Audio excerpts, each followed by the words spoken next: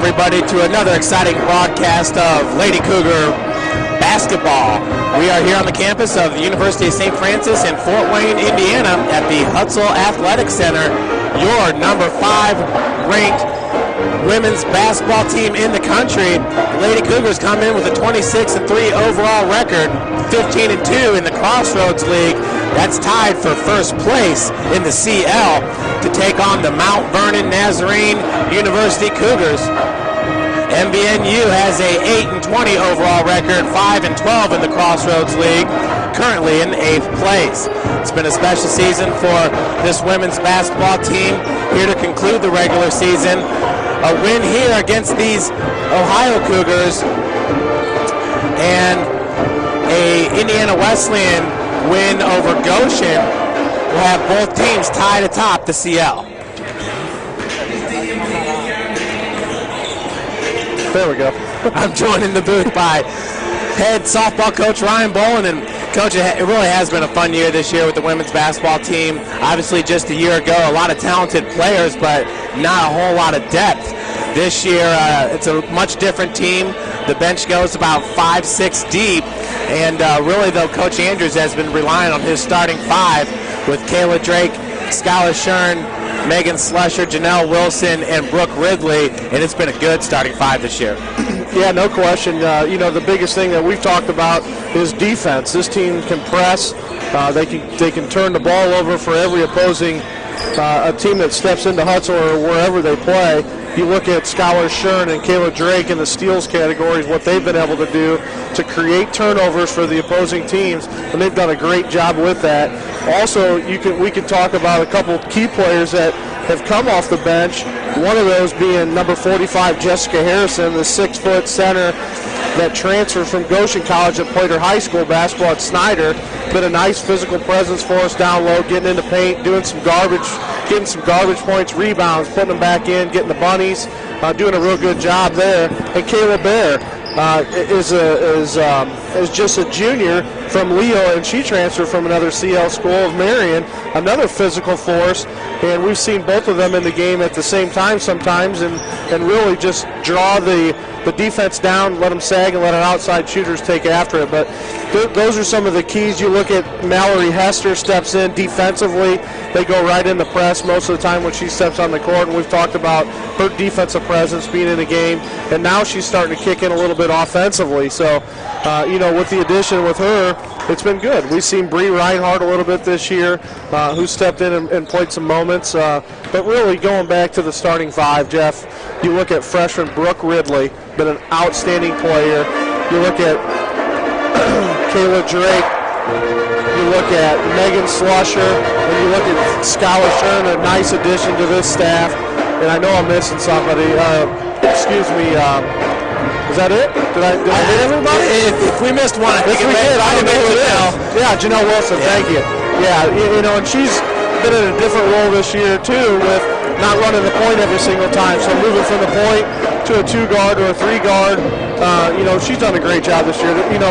Defense wins championships, and they definitely got that right now.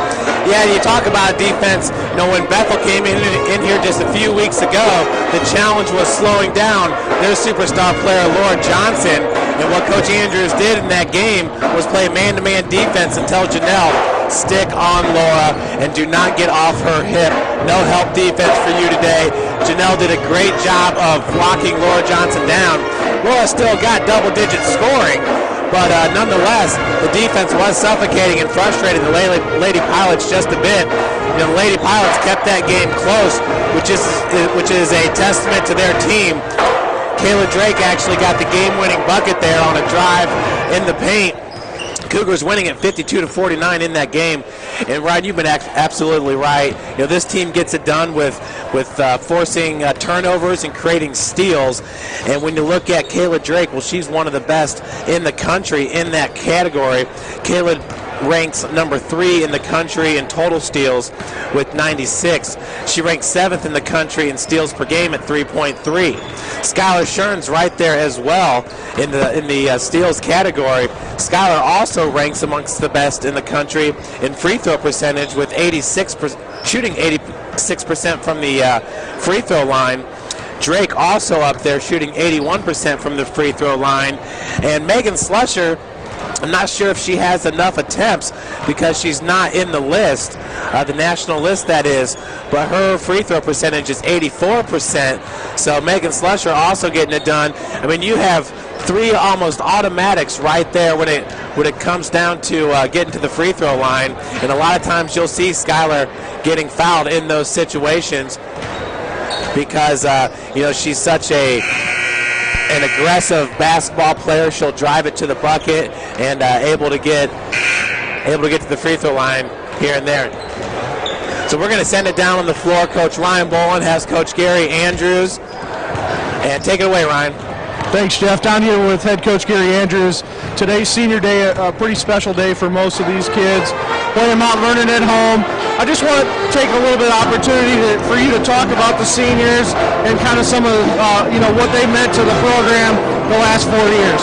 They've been really good kids, and they've worked hard. Like Nora and Megan have been here for 4 years, and Kayla for 2, and they just work hard. They're good kids on and off the floor, good students in the classroom, and they just done a great job for us this year. And Megan and Nora for 4 years, and Kayla for 2.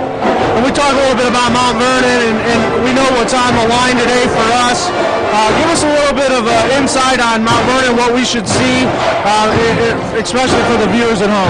They'll probably play a 2-3 zone against us. They're a big, strong, physical team, not a very quick team, so we're going to have to really come out, press in, and try to use our quickness against them. They're going to sit back in a 2-3 zone. They're a very good half-court defensive team, and they'll probably play a 2-2-1 little press against us to try to slow us down and try to make us use the shot clock. And they probably want the score to be like 35, 34, and we're going to have to really make it an up-tempo game. All right, good luck today, Gary. Thanks. Sorry about this. And that was Coach Gary Andrews down there with Ryan Bolin. And you heard Coach Andrews say this is a half-court team here. Of course, Gary Andrews in his 12th season. And that's exactly what you have to be if you're going to take on a team like St. Francis. You need to be able to run the shot clock down, be able to make the most of your opportunities and put those points on the board. What you do not want to do is get into a track race, so to speak, Ryan, where they're going to try to match the speed and the tempo of St. Francis. It's just not going to work for most teams when you got players like Kayla Drake and really all the starting five. We talk about Brooke Ridley all the time. She plays in that low post for Coach Gary Andrews, but she can get out and run with the best of them. And of course, Brooke Ridley goes 5'11", I do believe. Brooks 5'9", but really plays a lot bigger than 5'9" because she has long arms. She has great jumping ability and great speed. So like I said, she can get up and down the court. But MVNU is really going to have to slow this game down, like Coach Andrews said. Keep it a low-scoring game if the Ohio Cougars are going to have a chance. Yeah, and I think if they're going to slow us down in the 2-3 zone, you better hope that Shern and Drake aren't on from the three-point range, because if that happens, this game's going to get out of hand really quick, and we're going to go into the press and start scoring in transition. So, I think Coach Andrews knows what's on the line today, and really what's on the line, for those that don't know, is a win here locks us in for at least a share of the CL championship and a possibility of a number 1 seed in the national tournament and an automatic berth. So big stakes today no matter what. I know Indiana Wesleyan is on the other side, and they're at Goshen today, so you would think that both teams should win. Both teams should go into tomorrow as co-champs, and we talked about this off the air, but the winner of the automatic berth is going to be a coin flip if they both tie today, which is crazy. So the coin flip's going to be a pivotal moment, I think, for the year. So yeah, Ryan, you're absolutely right. The coin flip really is a pivotal moment because, like Coach Gary Andrews had said in an article today posted by the Journal-Gazette, it's a big deal, Ryan, because if you're the number 1 seed, that means you're not going to meet up with Bethel in the semifinals. If you're the number 2 seed, you most doubtably will meet up with Bethel. And Bethel's beat both Indiana Wesleyan and St. Francis this year. We had a chance to cover them at the Hut, and Bethel is a very, very good team. St. Francis played lockdown defense in that game, but they find a way to score points, even if it means hitting them from 30 feet out. Yeah, no question, and they did. I mean, it was just, I think both games, and here's the other part of it. If we can lock the 1 or 2, with that, we're going to have home court advantage. That's huge. We take that away from Bethel. We played Bethel at home where we did well. And the only place we have to go on the road would be against Indiana Wesleyan if we would lose the coin flip. If not, they got to travel here where we beat them by 9. So, I feel real comfortable where we're at of having an opportunity to at least win in the postseason. No matter what, we're definitely going to the national tournament. There's no question of that. With where we're ranked at, even if we bow out the first round, we're going to have an opportunity. So we're really excited about what could happen in the next couple weeks, no question. Yeah, Ryan, and I think this team has proven that they can compete with anybody heading to Chicago for the holiday tournament and taking on a bunch of former Division I teams in St. Francis, Illinois, Robert Morris, and then losing, of course, their first game of the year to St. X in the championship game. But this team's been battle-tested. We talked about it opening up 3 games on the road in Kentucky, winning that first one 81-79 at Osbury. And then since then, I think the leadership with this team is very good as well. And when I speak of leadership, a lot can be made of a vocal leader, whatever the case may be.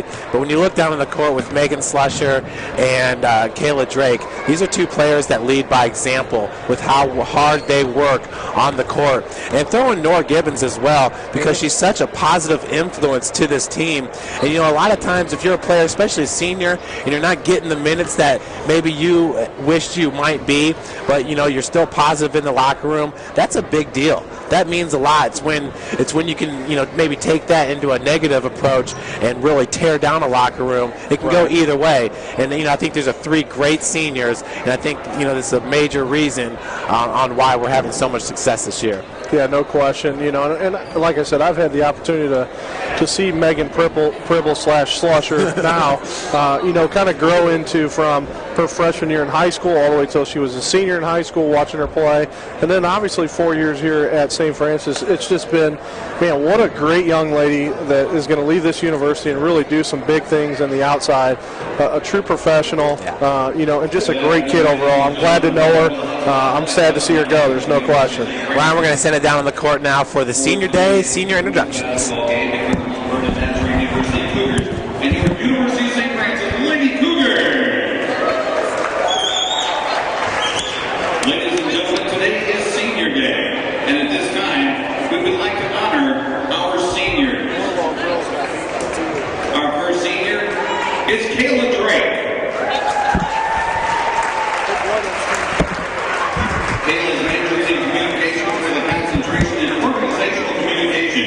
She is joined by her parents, Julie and Randy Drake, and her niece, Michaela Drake. Ladies and gentlemen, Kayla Drake!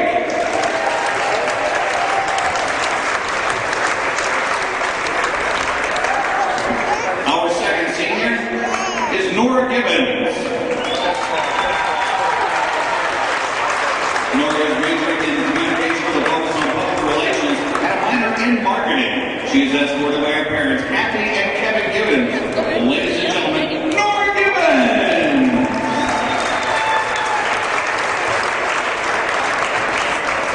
Our third senior is Megan Slusher.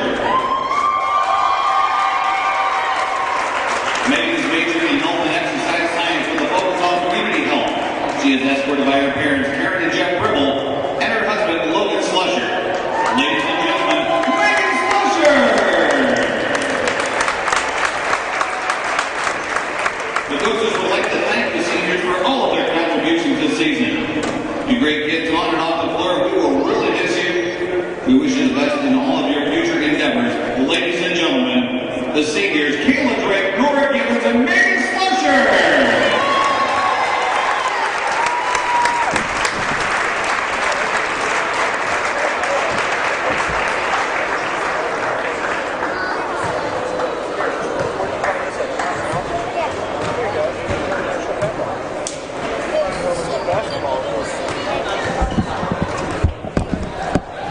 Well, once again, those were your seniors.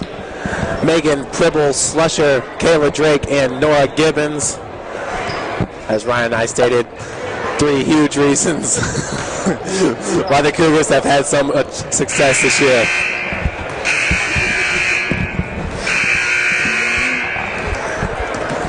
looking at the Mount Vernon Nazarene University Cougars. Scoring offense per game, St. Francis ranks number 2 in the CL at 68.2 points per game. MVNU ranks 8th at 54.9. Scoring defense per game, St. Francis ranks number 2 at 53.7. MVNU at 5th, 59.8 points per game. Scoring margin, St. Francis is 2nd, 14.6 positive scoring margin. MVNU's at 8th with a negative 5.9 scoring margin. Free throw percentage, St. Francis tied for 4th, shooting 74%.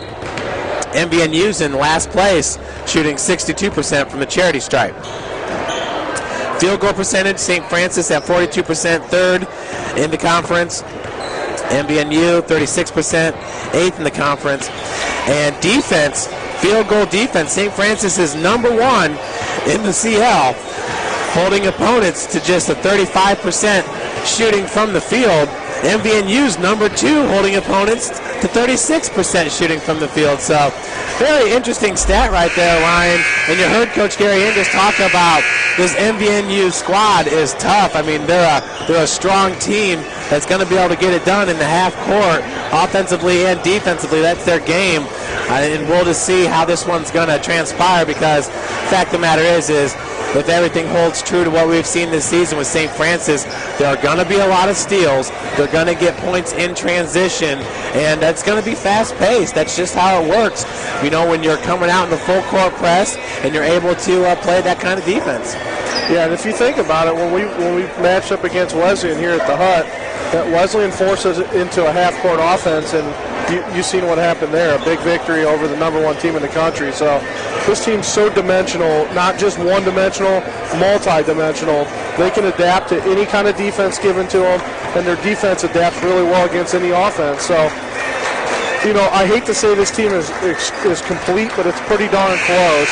And, you know, I'm really looking forward to see if they can take it up a notch into today's game, leave no doubt on the court, take this thing, win the league, and then go on and get into that tournament and start putting the damage on. Yeah, and you talk about the multi-dimensions of this team. You know, if Coach Andrews has to go big, then Kayla Bear and Jessica Harrison will be inserted into the lineup real quick in this game, if that's what MVNU dictates. But usually, as we've seen, St. Francis plays its own game. They'll be just fine. Back down to the court, Jim Shovelin will have the starting lineups in our national anthem.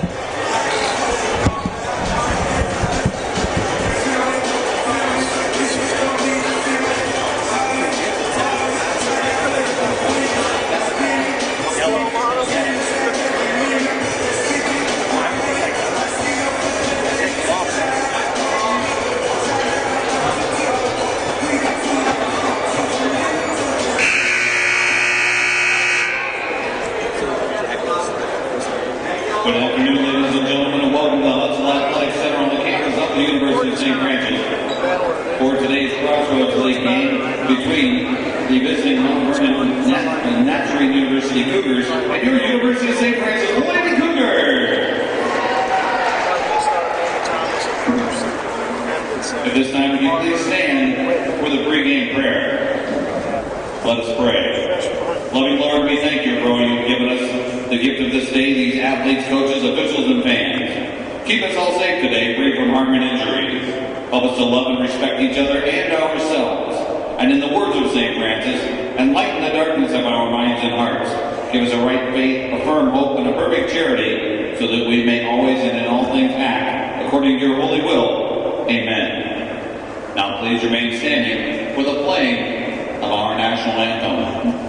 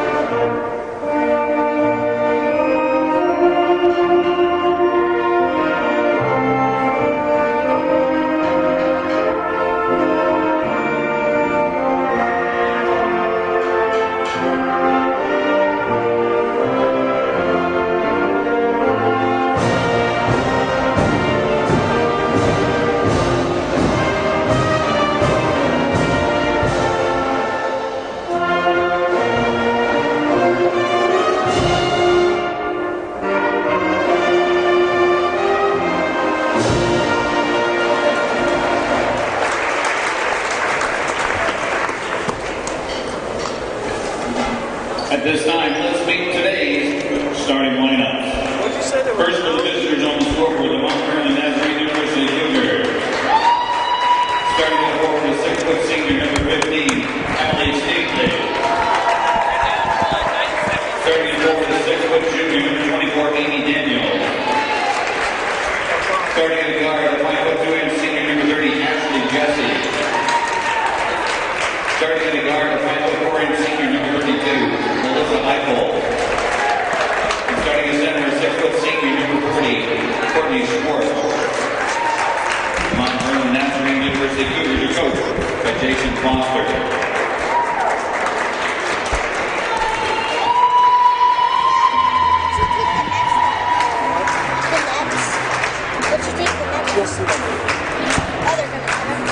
And now it's time to meet the home team, your University of St. Francis Lady Cougars.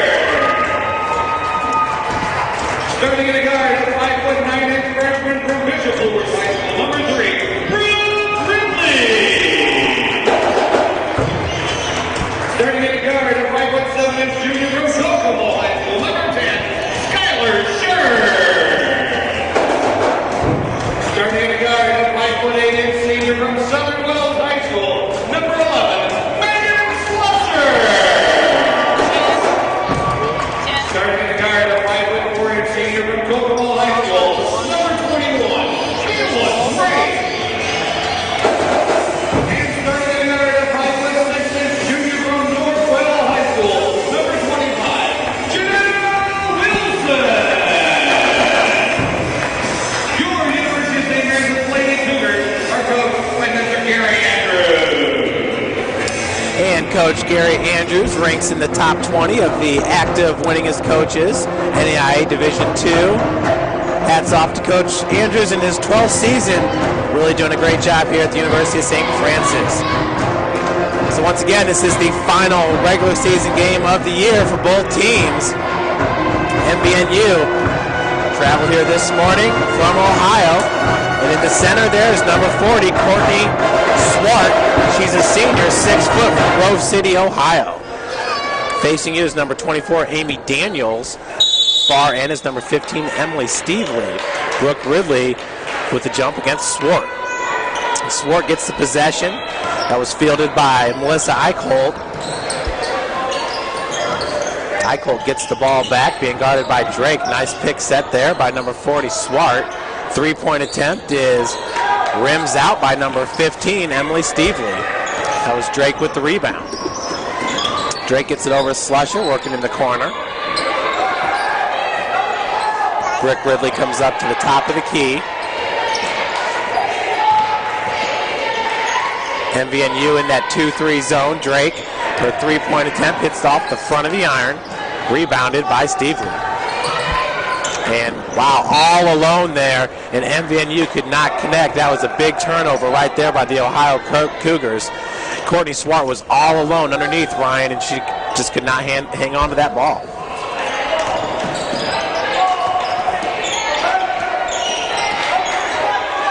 First minute of play here. Pretty quiet at the hut.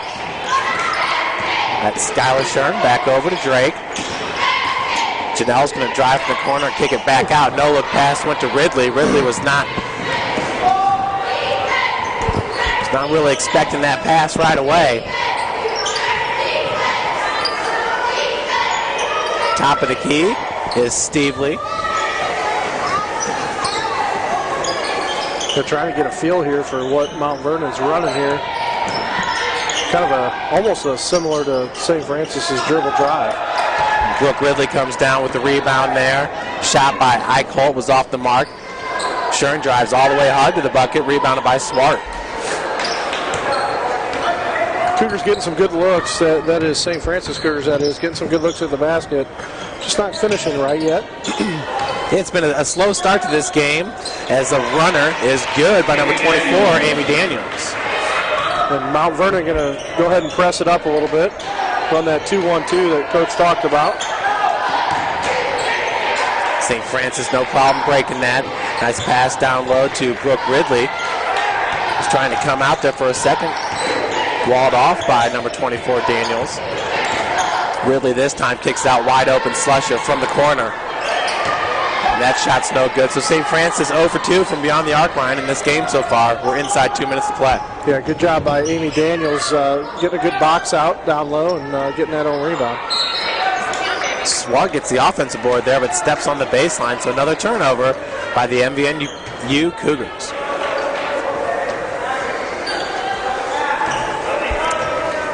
It's 17:30 on the game clock here in the first half. Janelle Wilson down low to Brooke. Brooke's going to pull up from the block. We got a jump ball. Possession's going to go to St. Francis. Yeah, St. Francis just a little bit out of rhythm right now. I'm looking for the offense to get moving a little bit, but nothing to panic about. Wow, travel. A little late call there by the official. That one was called on Slusher.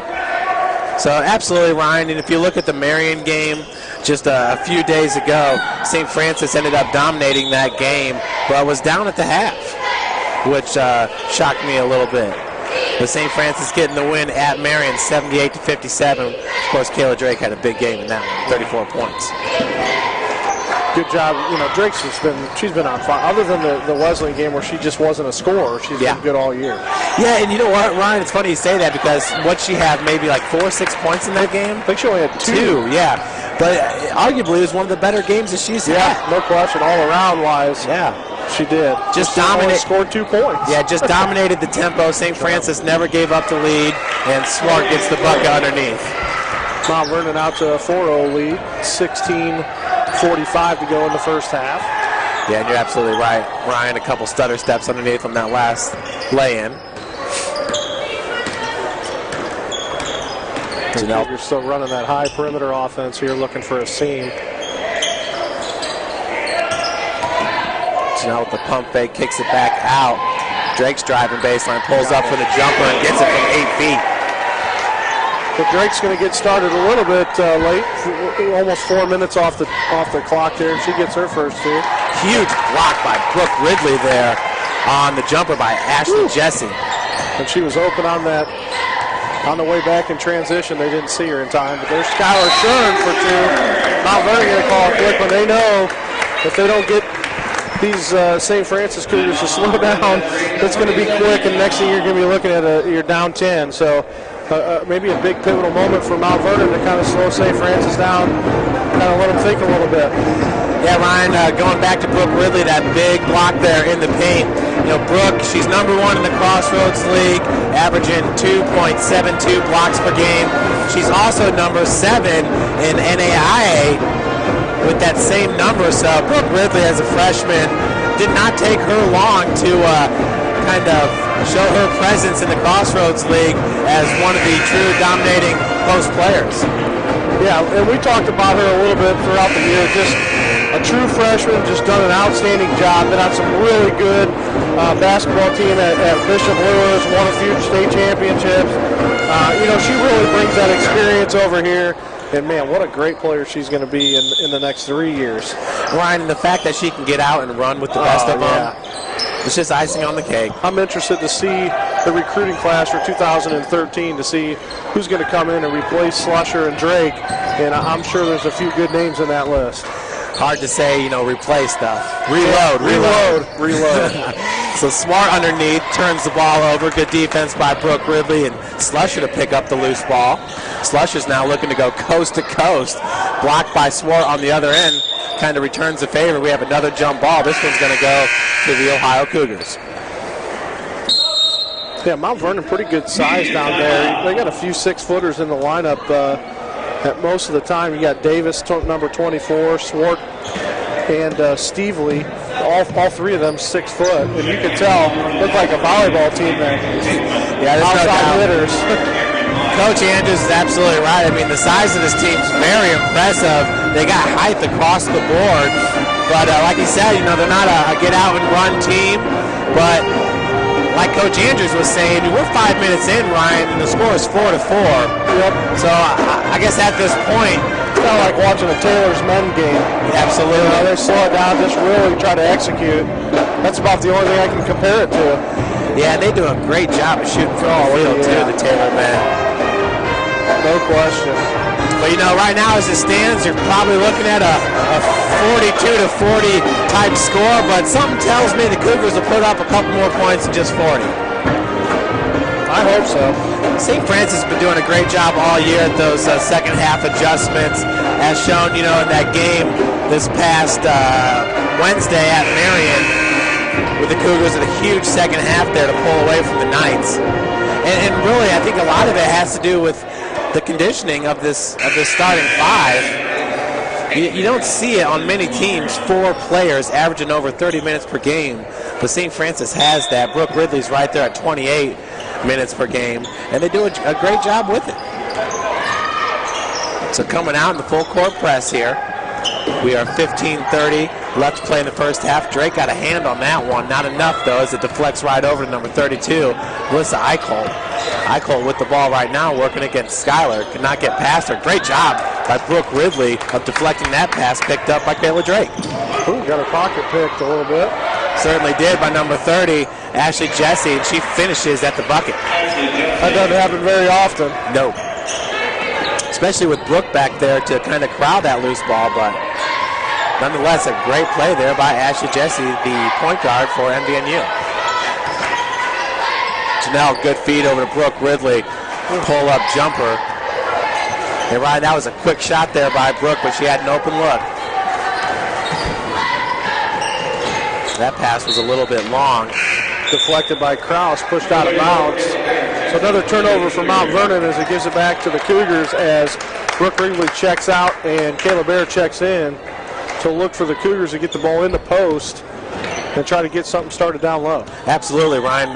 Kayla's been almost automatic when she gets that feed in the block and she can just turn around. She's going to get the spacing that she needs from her opponent because she does such a good job at just boxing out and putting herself in a good position to be successful. There it is. Right away. 2 points, Kayla Bear. Good call on that one, Coach. Yeah, it's one of those things where they get lost in that 2-3 zone. You cannot lose Kayla Bear because she's got good hands. She's going to put the ball up, and she's going to get it to go. And absolutely true. MVNU, obviously the focus is on the perimeter defense as that shot is up and good by Eichholt, giving MVNU back the lead 8-6. MVNU, they're running that 2-2-1 press right now, trying to get St. Francis to turn it over. That was Megan Slusher who hits it from 12 feet. Cougars all squared here, 8-8, 13:40 to go in the first half.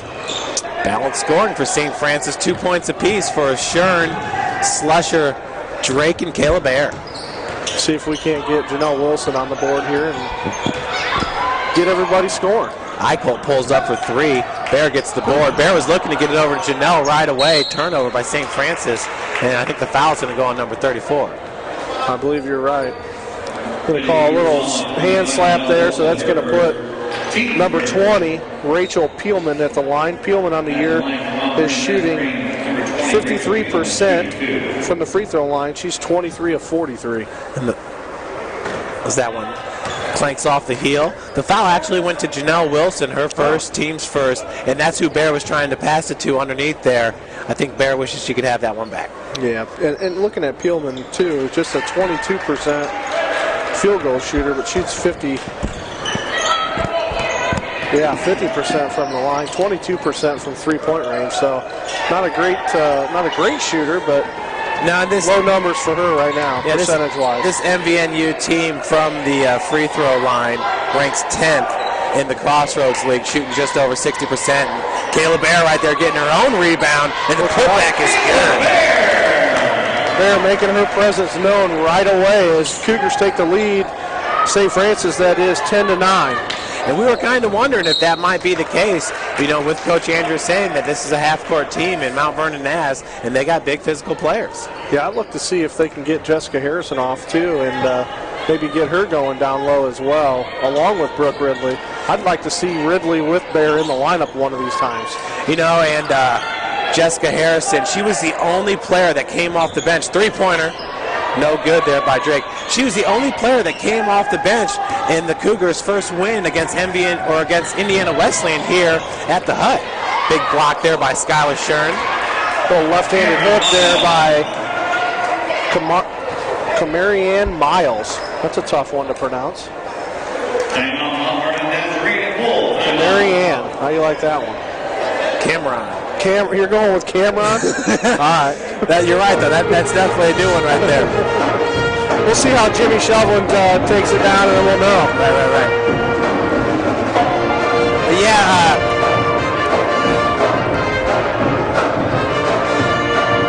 going back to Jessica Harrison, it seems like Caleb Bear's been getting some of those minutes, in the low post as of late. But once again, when the number one team in the country, Indiana Wesleyan, came here to the Hut, and that was back on January the 16th, there was a starting five that played the whole game. Jessica Harrison was the only other player to get minutes off the bench. St. Francis getting the 62-55 victory in that game. Then just a week ago, St. Francis traveled to Indiana Wesleyan February 6th, losing that one 59-57.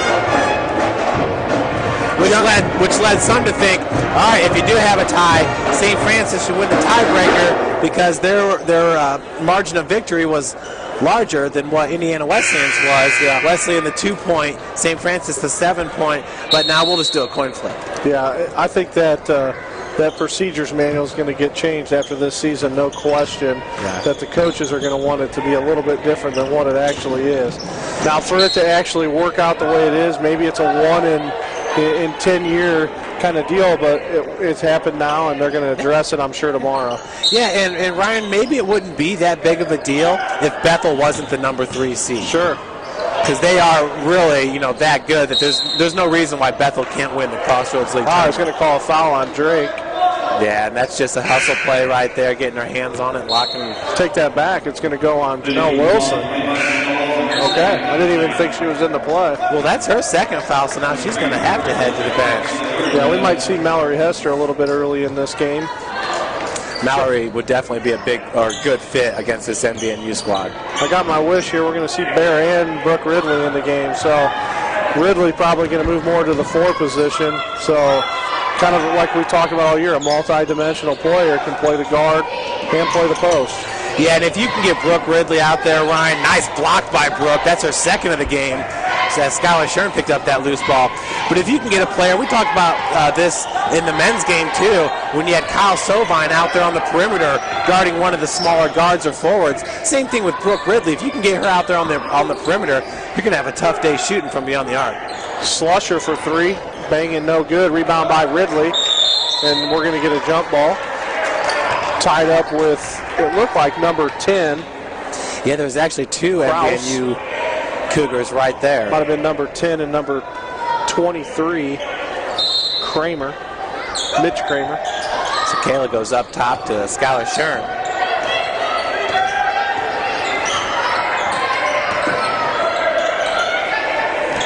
Drake working from the wing.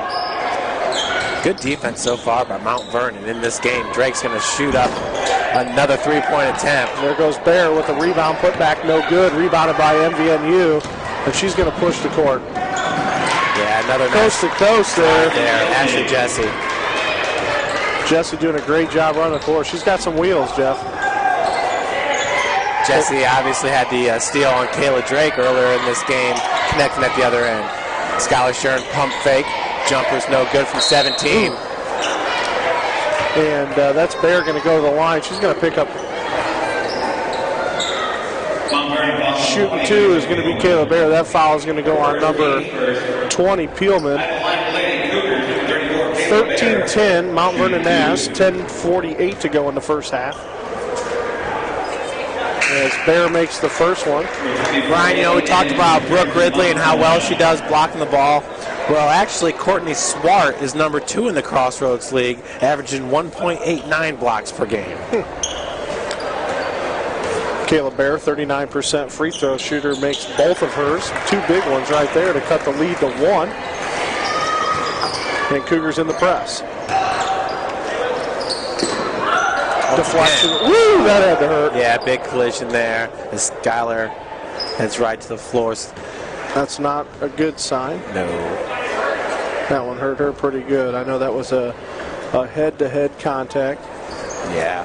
Right above her left eye as Tracy heads out on the floor to check it out. Hopefully there's no damage. Coach Andrews out there really quick. Yeah, and Ashley Jesse is also shaking up a little bit over there on MVNU's sideline. I think that Skylar took the larger part of that collision right there. No question.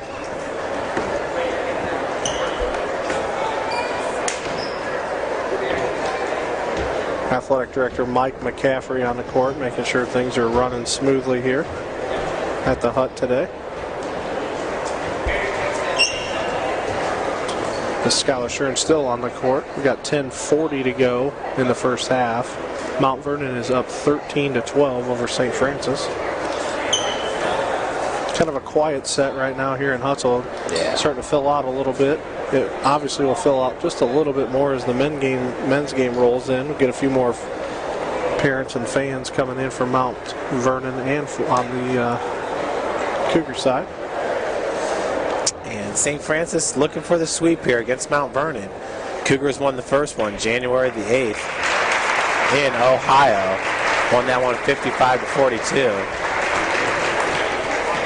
No question, possible concussion here. There's no question. Yeah. She's having some trouble here walking. So Shern is going to walk it off. And Ryan Schuyler's definitely been in these situations before where she's been hurt on the court. And she's always been able to make her way back on.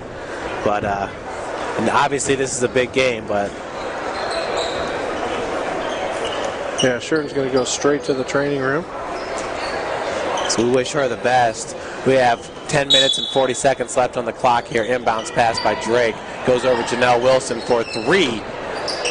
No good. Almost rebounded there by Bear. Kayla Bear. We're going to get a tie up on the floor, and possession's going to go Mount Vernon's way.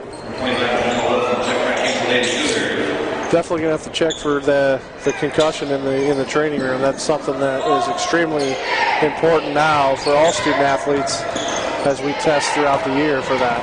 Yeah, that was a big collision right there, there's no doubt. So feed down low. That's number 24. Turns the ball over, nearly turns it over. Picked up by number 5, Courtney Christie. Number 24, Amy Daniels with the initial pass. Good deflection by Kayla Bear to get that ball on the floor. 3-point attempt by Ainsley Krause. Mount Vernon up 16-12. Pretty much staying with this press all game for the first 10 minutes at least. Cougars not, I'm not sure live percentage right now on what they're shooting field goal wise, but it doesn't seem to be as good. Kayla Bear up, makes the 2 and gets fouled. So Bear doing her job. She hasn't been out in a while. She's going to go back to the line. As Cougars St. Francis cut the lead to 2, and Bear with a chance to get it to 1. Cougars right now shooting that makes the N 1. Yeah, Kayla Bear, 9 points already, coming off the bench. What a great job by the junior. Hi, buddy. The pass goes over, number 23, Erica Kramer. MVNU using a lot of players here in the first half as Kayla Bear comes down with the rebound. They're going to call Kayla with an over the back. That call, you don't get that call all year. Not all year. There's been very little official call the over the back. Yeah, especially when there's not a whole lot of contact. I mean, I thought she fielded that one pretty cleanly. Good block out. Jumper just inside the arc there by Erica Kramer. Mount Vernon up 3. Drake, juke move, gets her going. Crosses half court. That's Slusher. Slusher with 2 points in this game. Drake with 2 points. Brooke Ridley not get it off the glass. You hear some grunts from the stands here. Coach Andrews is asking how much more contact can Ridley take before we call the foul. Well, especially when Bear's getting called for that over the back that seemed pretty clean. Travel call there on Mount Vernon. Krause. So turnover Mount Vernon as they check in 2.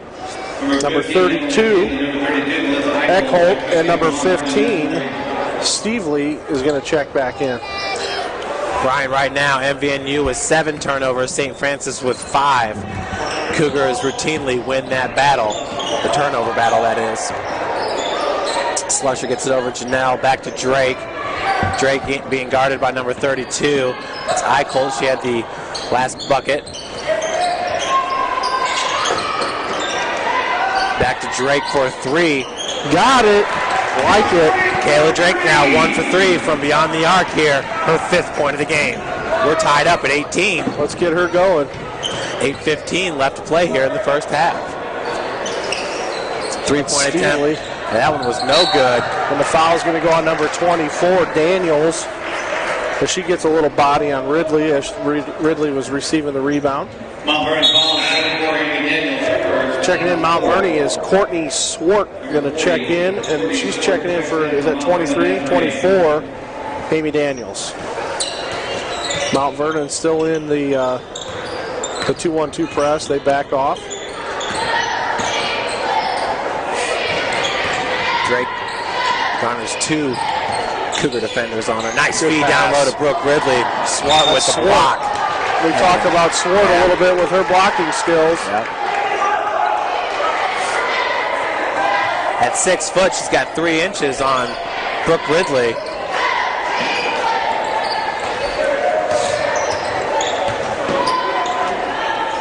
MVNU looking to break the press. St. Francis not having a whole lot of success. Ryan, the closest steal attempt came when Skylar Shern collided with Ashley Jesse. And that's definitely St. Francis' game. And usually, Ryan, in a game like this, you would see it inside 8 minutes to where that press would start to take its toll on the other team. We've seen it game in and game out, here at the Hut with the St. Francis squad, but obviously a little wind taken out of the sails there when Skylar was laying on the court. She did walk off, though, with the help of both athletic trainers. Yeah, Bear really picking up that part of it for Skylar right now, stepping up, being a leader. There's a turnover by St. Francis. Yes, Swart doing a good job there, getting her hand in the passing lane and deflecting that pass quickly. And Drake doing what she does best, trying to pick that pocket, almost had it, and if she gets that ball, she's going coast to coast, no question. Brian, right now, St. Francis 7 of 22 from the field, shooting 32%. MVNU at 45%. They are 8 of 18. And a loose ball. Swart picks it up, gets it back out to Eichel. Eichel throws it up from 10 feet, rims out. Nice rebound by Kayla Bear, absolutely. She's playing excellent right now, no question. And Ryan, this might be one of the longer stretches that Kayla Bear has stayed in, here in the first half. I feel like she's already played about 8 minutes. That jumper's no good. Ridley does get the board, nobody there to help her. Ryan, all St. Francis players were out there closer to half court. Another turnover, Mount Vernon. And they've turned the ball over a lot in this game so far. It's still 18 to 18. It's 6:24 to go in the first half as Ridley checks out. And here Mallory Hester, who we thought would be the next contestant into this game. Because that is just like you said, this is her style of game. No question. Mallory Hester, she can grind with the best of them. As a true freshman, too, her and Brooke Ridley.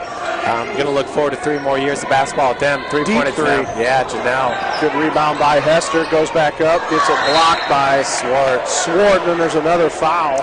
Ryan, that was really weird right there. It looked like Swart had blocked it cleanly, but then went to swipe at it again and got Hester's arm. Yeah, she got the first block and then picked up the foul, which is her first.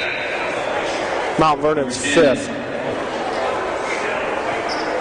Swart's going to come to the sideline for a breather. Coming in for MVNU is Ainsley Krause.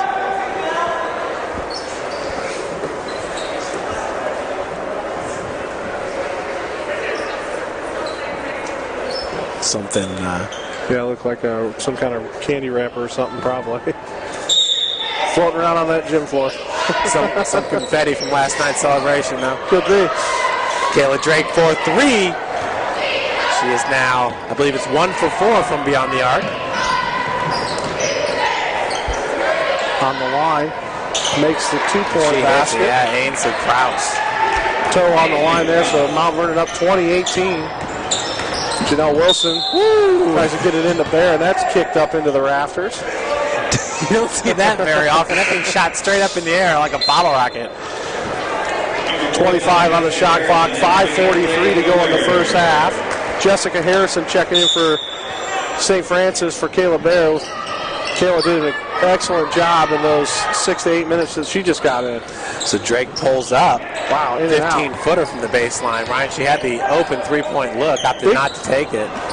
Yeah, and you watch, I don't know who, that might have been number 25 on that one. That was, 15 it was. It was Steve Lee who with the big, try to get the big swat there. Hands are flying everywhere. Janelle Wilson with the tight defense there on number 32. Eichel, no good, rebounded by Mallory Hester. Cougars looking to push in transition here. Slusher pulls up. That was Hester calling for it down low in the block. Hester's all alone in the opposite short corner. Harrison, good move. Goes up, gets fouled from behind, I believe. I think he's actually going to call it on number 10. Wow. He's going to call it on 10, Kraus, which I thought the foul was coming from behind. On 15, Steve Lee, but didn't get it. That's her first. So Jessica misses the first one. 4:55 left on the clock. Into the game now for Mount Vernon is number 13, Mary Eichmann, and number 42, Stephanie Imes. Harrison shoots 63% on the season, just 22 attempts. Make this her 24th as she makes one of two, 50% on today's game. Here comes the full court press as Mount Vernon snaps it past half court and sets up their half court offense. Eichel gets it over to Christie. Over to Stevely. Stevely being guarded by Hester. Picks up her dribble. Back over to Eichel. Pulls up for three. 22-footers. Good off the back of the iron. Yeah, that's a pretty looking shot there, Ryan. Checking in on that last free throw by Harrison was number 42, Stephanie Imes, 5'10 freshman from Zanesville, Ohio, West Muskegon High School. Well, Mount Vernon up 23-19 with 4:27 to go in the first half. Coach Andrews calls a 30-second to get a regroup. Coach called it. He said it's going to be tight. Going into half, maybe going into the end of the game, just got to find a way. You know, this team's going to shoot 45, 48%, St. Francis that is, by the end of this game. There's no question. We've missed some in and out shots. Really just not seeing it too well from three-point range. You know, but I look for that to pick up a little bit, and if that does, then this game will definitely favor the Cougars of St. Francis. And Ryan, if you look at USF's single-season scoring list with average points per game, Kayla Drake's right up there, averaging 16.7. So is Skylar Shern, averaging 15.1. But obviously, St. Francis has had to go without Skylar Shern here after the big collision there at half court. Jessica Harrison. There we go. Good job. And she's just like, what do I got to do to like get that call? Like a circus away down there, Absolutely. But she gets the ball in enough control to get a shot off, and that's going to go on Steve Lee. I think it's so funny. She wears those glasses, and they almost never get, because she's such a physical player. You would think, every once in a while those glasses would fall off, but no. Free throw attempt is up and good. 2 of 3 on the day from the line. So Coach Andrews asking for his big players to be productive today, and Harrison and Bear both in. Yeah, they have been. To be productive as Harrison makes bowls, so 3 of 4 on the day, shooting 75% from the line. Jessica Harrison has 3 points, Drake 5, Slusher 2. Those are your players on the court scoring for St. Francis. As Drake puts the pressure on Eichel, Eichel gets past her. She kicks it back out to Imes. Imes, nice feed down low. We got traveling. Going to be called on number 24, Amy Daniels. 23-21, Mount Vernon. 3:48 to go in the first half. Yeah, Ryan. Mount Vernon staying in that press. Good defensive pressure there on Daniels, forcing the turnover there for St. Francis. Setting up the half-court offense. That was Drake. Cross court went over to Megan Slusher. Slusher gets walled off. Deflection makes its way over to Kayla Drake. Wow, Whoa. You're going to call that on Slusher, huh? Wow. That's Slusher's first, team fourth. With definitely some fouls called in this first half. Yeah, 12 to be exact. No real complaint from Slusher, so No. you know, she probably knew she was in the wrong. Daniels pulls up, goes down low, hard off the glass. That was Courtney Christie. Slusher coming the other way with it. Drake one-on-one with Eicholt. Janelle Wilson for three, all alone. Wow. That shot's a little bit hard right there. You see the frustration on Janelle Wilson's face. Yeah, they're just not feeling it right now, which that's okay. We're in the game still. You know, shooting 1 for 10 from beyond the arc, like you said, not feeling it, 10%. But Wilson's going to check out. Bree Reinhardt to check in, which is probably a good move with Janelle having 2 fouls. She's not happy, obviously, with herself offensively, but you know, here's a good opportunity for Bree Reinhardt to come in and possibly get an open shot. Yeah, and Bree is a great shooter from the field, and she drives hard. Wow. Charge on number 15. Really? Bree coming off the knee injury from a year ago, when she was basically a medical redshirt last year. Ryan, we got to see her play a few games ago at the Hut, and man, she looked really good shooting from the field. Steal by Drake. Oh, she gets it to go behind the back. That was picked up by Eicholt. Drake knocks it away one more time. Drake, a good job there, letting the officials know just whose possession that was, and they will confer and switch it. Hey, you know what, though? I like that. The official from the other side, we talk about this all the time. Take the extra couple seconds, get the right call. If that's the case, fine. Yeah, and it doesn't happen enough in my estimation, and it floors me. There's no reason not to do it, right? Yep, no question. So, not sure what the official's talking about here.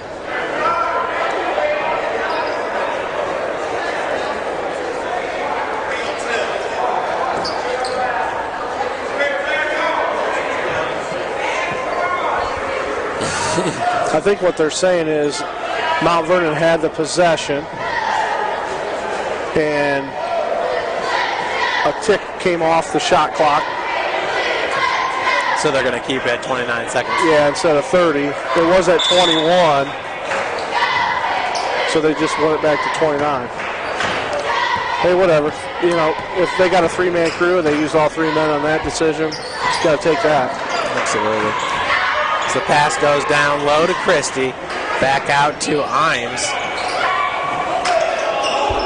And Mallory Hester, Harrison both been in the game for quite a bit right here.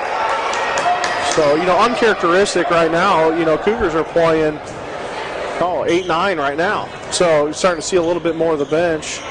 Has scored 23-21 Mount Vernon, and we're getting right at that 2-minute mark of the first half. Ryan, one thing I've noticed, I thought that one was definitely going to go off Eicholt. But Ryan, one thing I noticed, you know, teams playing against St. Francis, a lot of times you'll see a lead pass and it just being a little bit out in front, you know, too far, because the passer anticipating the speed of St. Francis, knowing that they have to go the extra length. And you'll see a lot of turnovers by opposing teams that way. And a big miss there by, I think that was number 24. It was. Daniels, rebounded by the Cougars of St. Francis as they're going to set it up.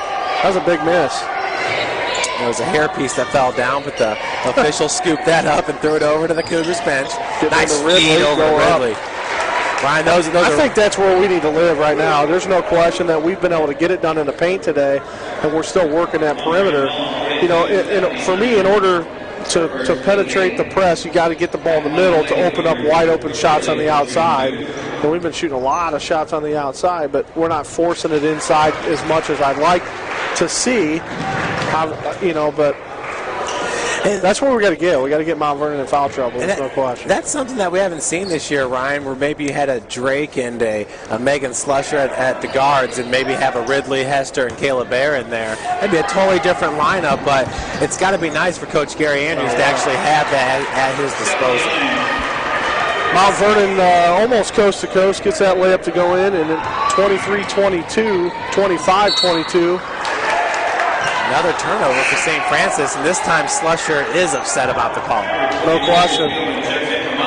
Kayla Bear checking in for Mallory Hester. And Ryan, the only reason I remark on that as far as the expressions from Megan Slusher is because that is a smart basketball player right there. She knows the deal. Mount Vernon running their half-court offense up high perimeter.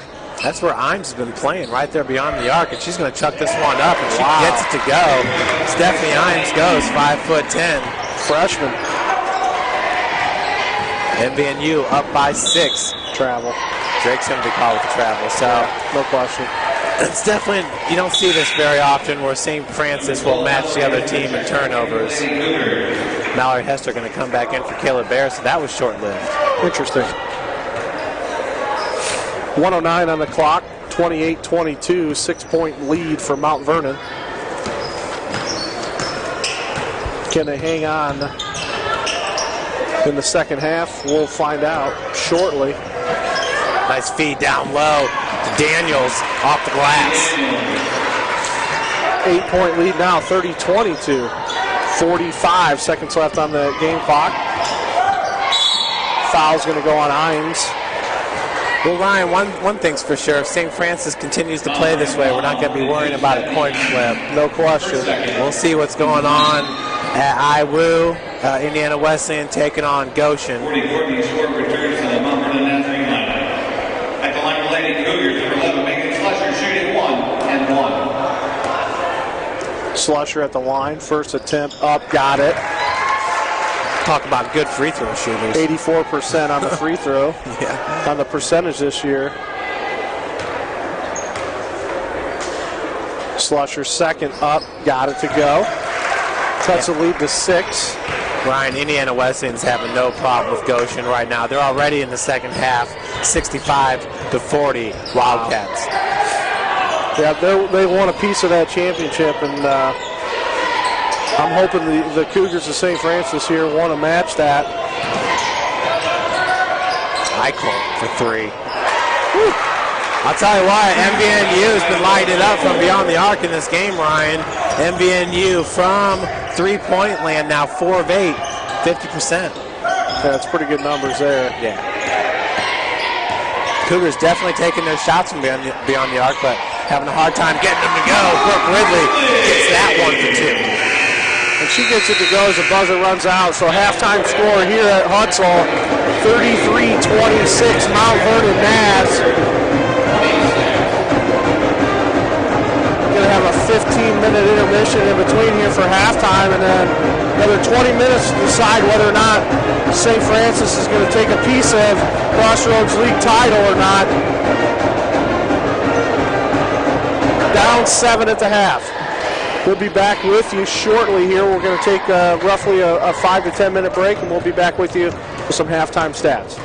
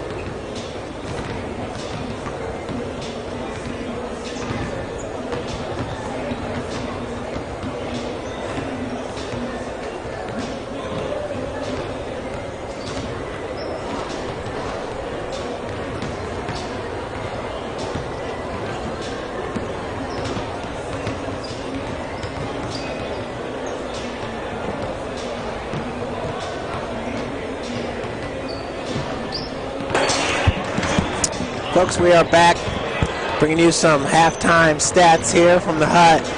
We have 9 minutes, 45 seconds on the clock here to the start of the second half.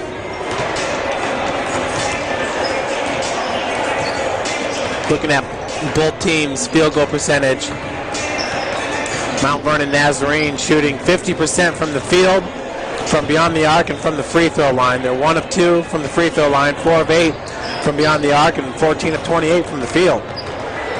St. Francis shooting 26 from the field, 8 of 31 shooting, 1 for 10 from beyond the arc, 10%, and 9 of 11 from the free throw line, hitting 82% of their free throws.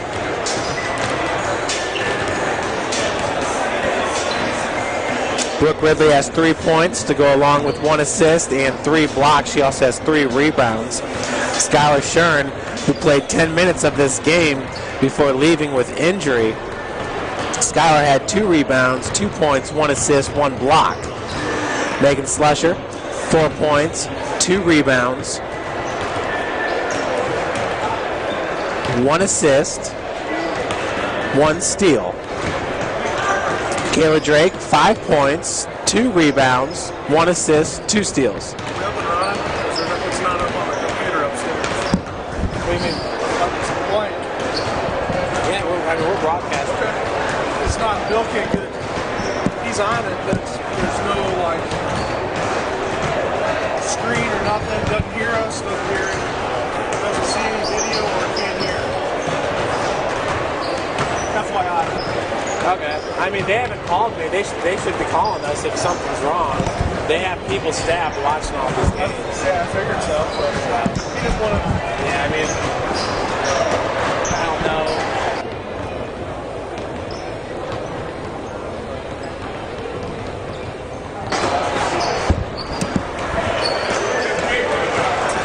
Back to St. Francis scoring here. Kayla Drake once again with 5 points. She's got 1 assist and 2 steals. 2 rebounds as well for Kayla Drake. Kayla Bear leading all scores with 9 points. She played 9 minutes and 25 seconds there in the first half. 5 total rebounds for Kayla Bear. And Jessica Harrison, 3 points for St. Francis there in the first half. Looking at Mount Vernon Naz, Amy Daniels with 4 points, Ashley Jesse with 4 points, Melissa Eichholt with 8 points, Courtney Swart had 2 points, Ainsley Krause had 3 points, she had 5 points, Rachel Peelman had 1 point, Erica Kramer 2 points, Cameron Miles with 2 points, and Stephanie Imes off the bench played 3 minutes and 55 seconds with 5 points.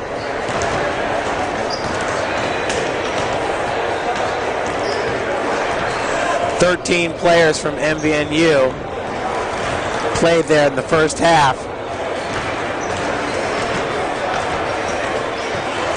The Cougars going 9 deep in the first half. Mallory Hester, Bree Reinhardt, Kayla Bear, Jessica Harrison, all coming off the bench, providing some minutes for Coach Gary Andrews.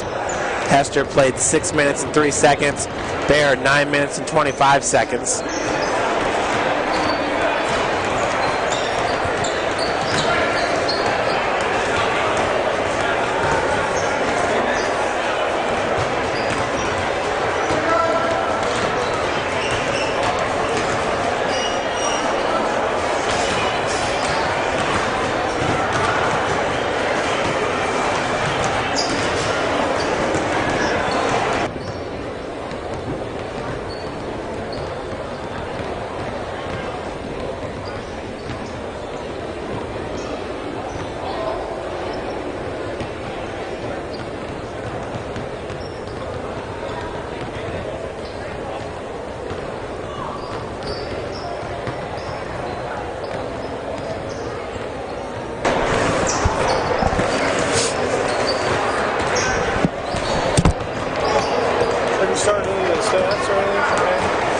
Yeah, I just read over some of the player stats. See if I got an update for you, Coach. Looks like Goshen, Indiana Wesleyan, the Wildcats are up 73-48, 3 minutes, 30 seconds left to go in the second half there.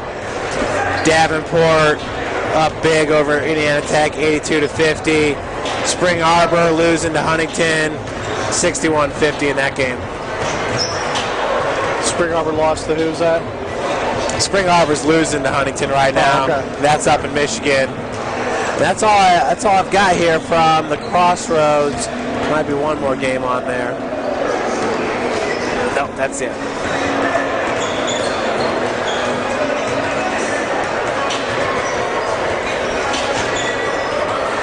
Well, both teams heading out on the court here to get some retuning going into this second half. We got 4 minutes still left on the clock as the St. Francis Cougars come out and start shooting around a little bit. Hopefully we can increase that percentage, field goal that is, going into this second half. As the Cougars shoot 25% in the first half, but just 10% from behind the arc. They were 1 of 10, 9 of 11 from the free throw line, 8 of 31 from field goal range. So hopefully a little pep talk at halftime. Got Coach Andrews fired up, get the rest of the girls fired up. Can't really have a better setting. Being here at home at the opportunity at the end of these next 20 minutes to share a title with Indiana Wesleyan. Pretty good accomplishment. Yeah, absolutely, Ryan. I'm not sure when the last time we got the conference title. I know the conference tournament tourney was that back in 2010. Yeah, I think it was. When Kayla Mullins was a junior? Cassie Klein, or well, it's Kreider now, but yeah.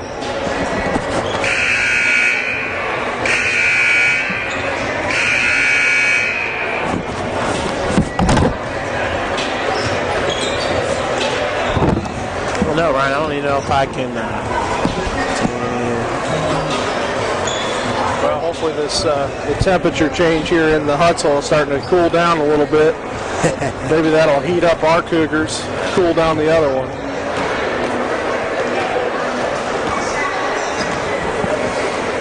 Pretty crazy here last couple of weeks.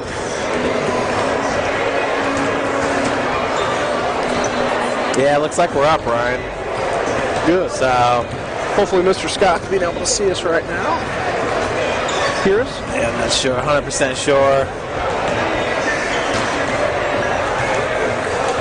You know what was going on with that, but we're definitely up and running here on the Cougars All Access. 2 minutes here to the start of the second half, and yeah, I'd be curious to know from the fans at home how it's been going this year, you know, with the Cougars All Access. Of course, last year we were on the live stream. There was a free service. This one's more of a paid service.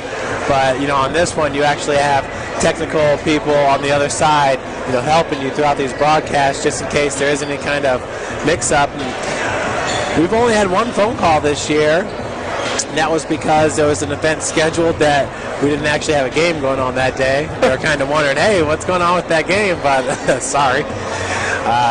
But other than that, you know, it's been going pretty good. Yeah, it's been, it has been. We haven't had a whole lot of technical difficulties, which is good, other than the ones we created ourselves, you know, which is nice. You know, I know last year we were up and down a few times, so it's been a little bit more productive, I think.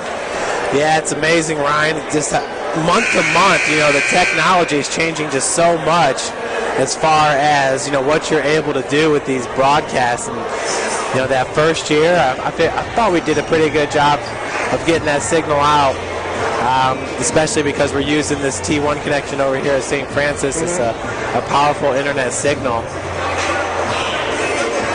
So back to the second half here. A lot on the line here for the Lady Cougars. If you figure, you know, co-conference champions, I mean, that's a huge accomplishment in itself, especially being here in the Crossroads League. Indiana Wesleyan, the #1 ranked team in the country. That's pretty much all season long, you know, with that #1 ranking. So speaks volumes to this conference. And if you could be a co-champion with Indiana Wesleyan, it'd be a great thing. St. Francis is going to have to turn it up, though, here in the second half. Down right now, 33-26 to MVNU. Slusher camping out in the corner there. Good ball movement around the perimeter. Janelle Wilson making the extra pass down low. That was tipped for a second, but Slusher was able to pick it up. And Swart with a big block on Ridley actually got a hand to the face. Haven't seen anything yet from Skylar Shern. I see her down at the end of the bench. I'm assuming they're monitoring her to make sure if she has a concussion that she'll be okay. As Brooke misses the first of her 2 free throws. You know, Brooke didn't see it, but Slusher was wide open all alone in the corner there, just to Brooke's left, before Brooke went up with the attempt. Misses both free throws, rebounded by Swart, and Cycle bringing it up for MVNU. Working against Janelle Wilson. Amy Daniels had a nice first half for Mount Vernon Naz. And there's Ashley Jesse, who had the big collision with Skylar Shern. After that, and that was right at the 10-minute mark, Jesse sat out the rest of the first half for MVNU, but here she is in the second half out and playing. And Brian, she was a key member. Nice feed down low to off the glass. That's what we need to get caught up in transition. Mount Vernon needs to get caught in there so the Cougars can penetrate, and they did a good job right there. So 33-28. That's a turnover right there by MVNU. Call over the back call there, I believe. Yeah, so turnover. Violation there.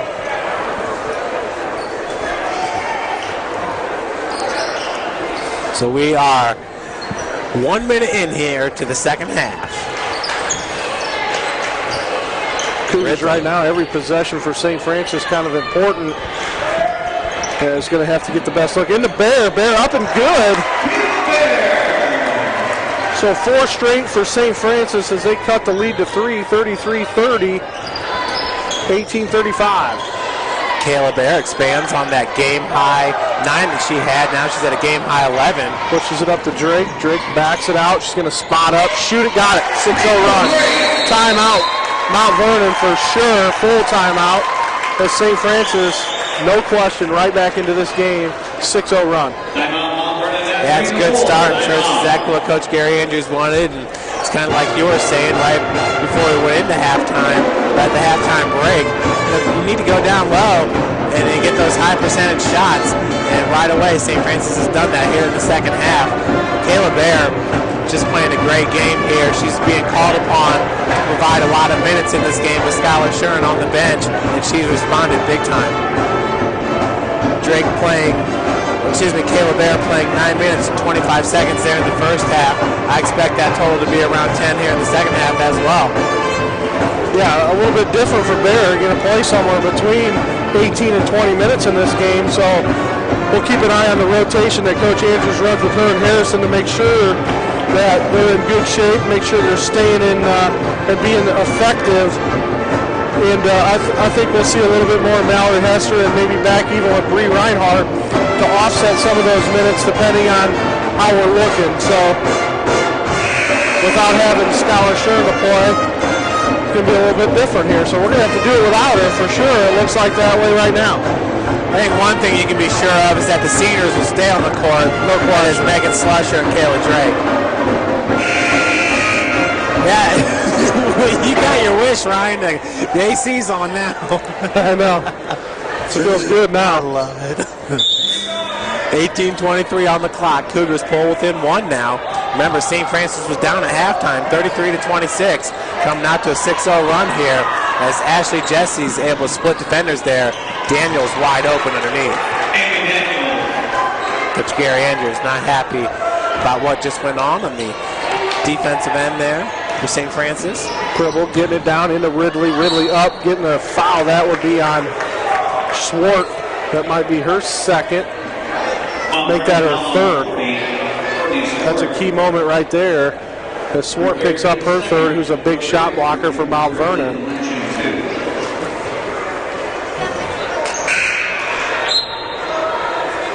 So number 20 checks in for Swart. That's Rachel Peelman.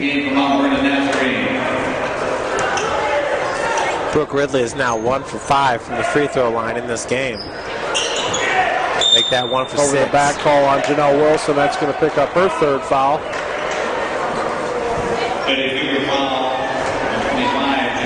Definitely need to have Wilson in the game. She's going to have to make sure that she's not into some silly situations for herself, because we can't afford really right now for her to pick up her fourth. She now only took 3 shots there in the first half. She's 0 for 3 from the field, 0 for 2 from beyond the arc. Nice feed down low to Eicholt. Try to get over there to Jesse. Foul's going to be on number 30, Jesse, as Drake trying to keep control of that ball. Does a good job of making sure that foul is called. First, second, team third. Slusher over to Drake. Drake to the right side. Gets it to Janelle Wilson. Deflected pass by Jesse as they get it into Ridley. Ridley doesn't find anywhere to go. Slusher, tough shot up. No good. No over the back call, though, there on number 20. But that was Rachel Peelman. You would think so. Daniels down low. Gets walled off by Bear and Slusher. Good defensive job by St. Francis as that 3 ball's up. No good for Mount Vernon. Rebound by Slusher.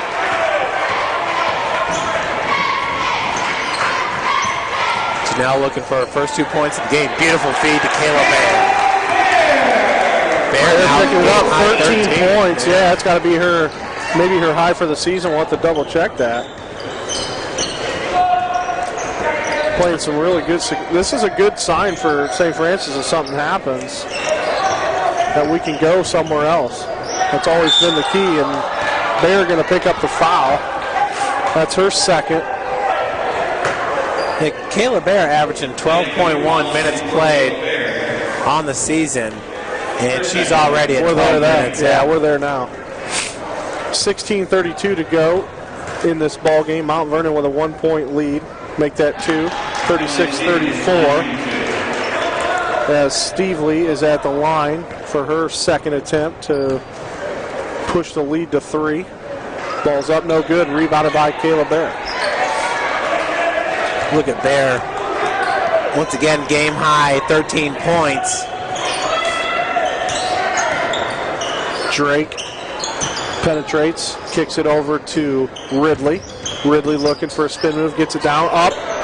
No friendly roll for that, as rebounded there by Steve Lee, pushed over to Jesse.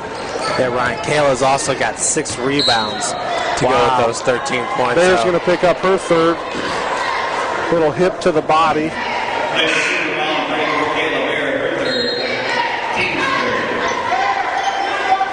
Into the lineup for MVNU's number 34, Cameron Miles.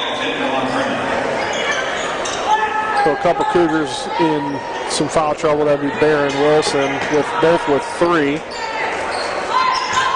They're going to have to fight through this one the next 15 and a half minutes.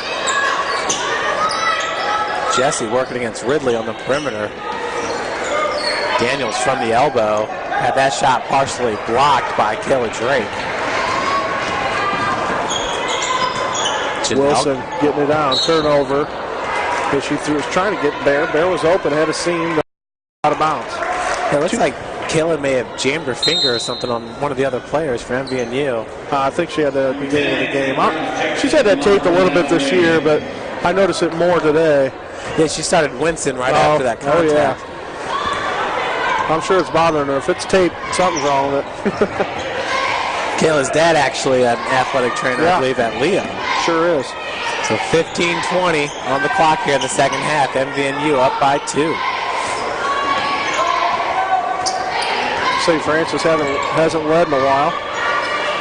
Ashley Jesse loses control and picks it back up in the corner. Gets over to Miles. Long 3-point attempt. Shot clock violation on Mount Vernon. Turns the ball over to St. Francis. And Eicholt and Drake have been battling all game, Ryan, no doubt about it. But Eicholt just reached over Drake to get that right there, even though it wasn't a board. It was a shot clock violation, but still. So an opportunity for St. Francis to tie it up or take the lead here on this possession. Like we talked about in the first half, every possession extremely important now for St. Francis. Looking for that pivotal moment here to change the game. Yeah, this is the point of the game where St. Francis will start to separate itself from its opponent. Foul on Jesse. Yeah, and officials slowing that down. Yeah, take her out. She's been involved in some physical plays, there's no doubt, so far in this game.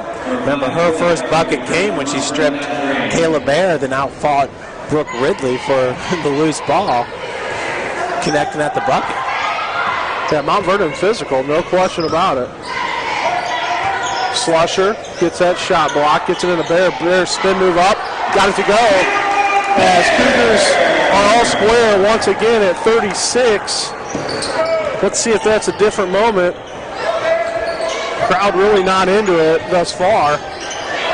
Ainsley Bear. Yeah, Ainsley Krause there with the bucket off the glass. Got to be careful, Kayla, with 3, not picking up a foul there. Just keep the hands up.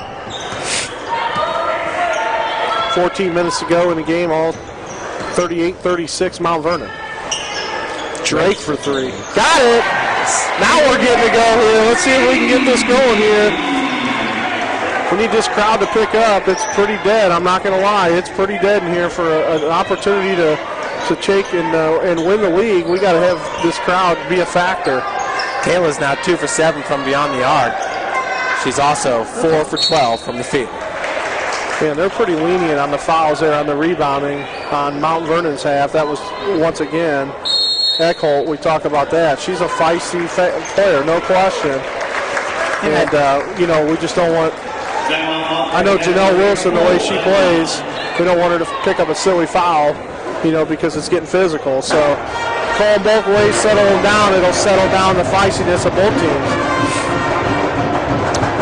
Timeout called, USF up 39-38, 13-35. Let's hope that the Cougars of St. Francis can hang on and continue to push this lead right now. This is a big part where we talked about that pivotal moment in a ball game where we take over, and we hope that's right now. Can't want it any more than now. Skylar Shuren looks like she might be back in the train. I think, knowing her competitive nature, of course, I'm sure she wanted to go and wants to continue on, but geez, right now you're just hoping she might be available for Tuesday's opening Crossroads League tournament game. Yeah, I think the biggest part's going to be making sure she's healthy hopefully for the national tournament. It'd be great to have her back next week, but man, let's hope the concussion isn't too severe where it's going to keep her out for a longer period than we want. So, obviously, prayers going out to her, making sure she's doing all right.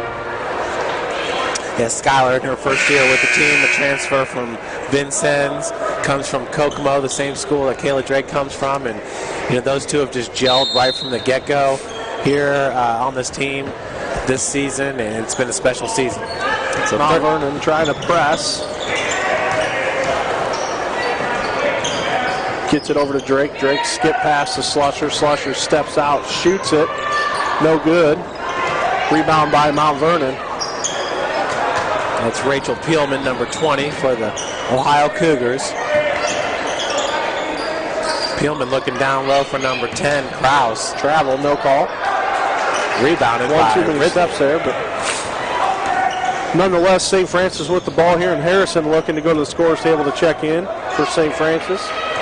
Let's see if she comes in for Kayla Bear, leaving Brooke Ridley out there. Ridley. Over Janelle Wilson for a 3 off the heel. Wow. And that, see, I don't like that call. Where's the consistency? That's why we were so surprised, because you see the over the backs on the other end, but then they're not being called, but they are being called on that end. So Bear picks up her 4th, so she takes a seat as Jessica Harrison checks in.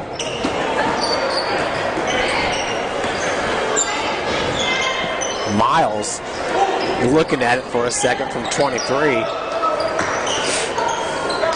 As she throws it right into her coach's lap. That was Courtney Christie. I don't think he was anticipating that. Nonetheless, turnover. Mount Vernon. Yeah, that was a... That's exactly what that was. Cougars St. Francis 39, Mount Vernon 38, 12-20 to go in this ball game. St. Francis hanging on to a 1-point lead at this point. Looking to pick it up a little bit here and get some scores. Running the baseline, Slusher takes the pass from Janelle. Ridley double teamed. Harrison's got 3 around her, and we're going to go with the jump ball. I think they wanted to call a foul originally, and Absolutely. the other two stepped in and called that a jump ball. So a turnover for St. Francis, 12 minutes to play. And great job by Brooke really stepping up, deflecting that ball out of bounds as that pass was going to Miles. Christie with the inbounds. That's number 23, Erica Kramer. Over to Miles. Another knuckleball. Rebound by Harrison, and we're going to get a foul, I believe, on number 20, Peelman.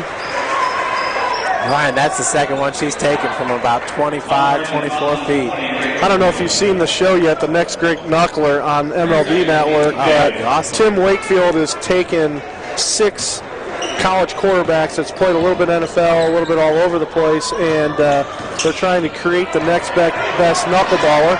And the winner is going to actually get a shot at spring training with a club. How do you like that, Apples? It's pretty good, huh? No, I think that's pretty cool. Pretty neat.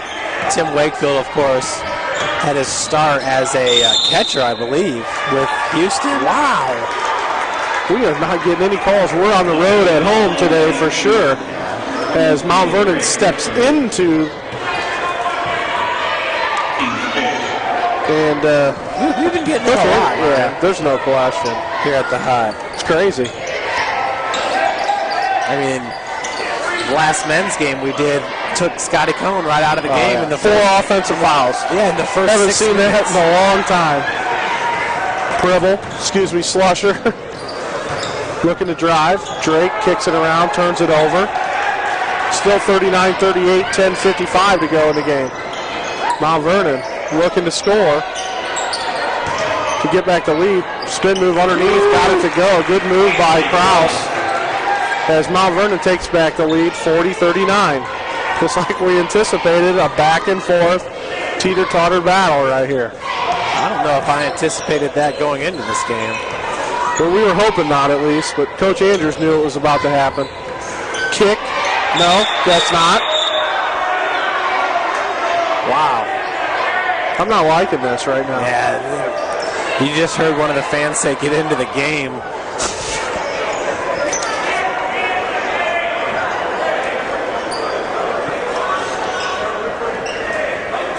10:27 on the clock, 15 on the shot clock. 40-39. I'm hoping the men's game's a little bit better officiating right now, to be honest with you. Ryan, both teams are knotted up, 17 turnovers, and MVNU has 7 steals to St. Francis 4 steals. So Harrison in, kicks it out to Drake. Drake drives over to Ridley. Ridley, 12 feet, got it.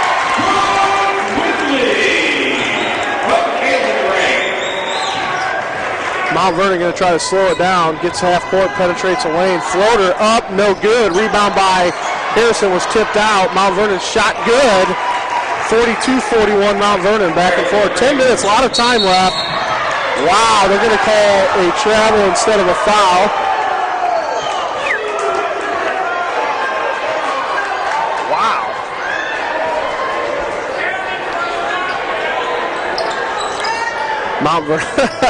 Mount Vernon inbounds, trying to get it down low, stolen by Harrison. Dribble out to run. Spin move, looking inside, nothing there. Kicks it over to Wilson. Wilson skip. Drake, top of the key, back to Wilson. Drake for 3.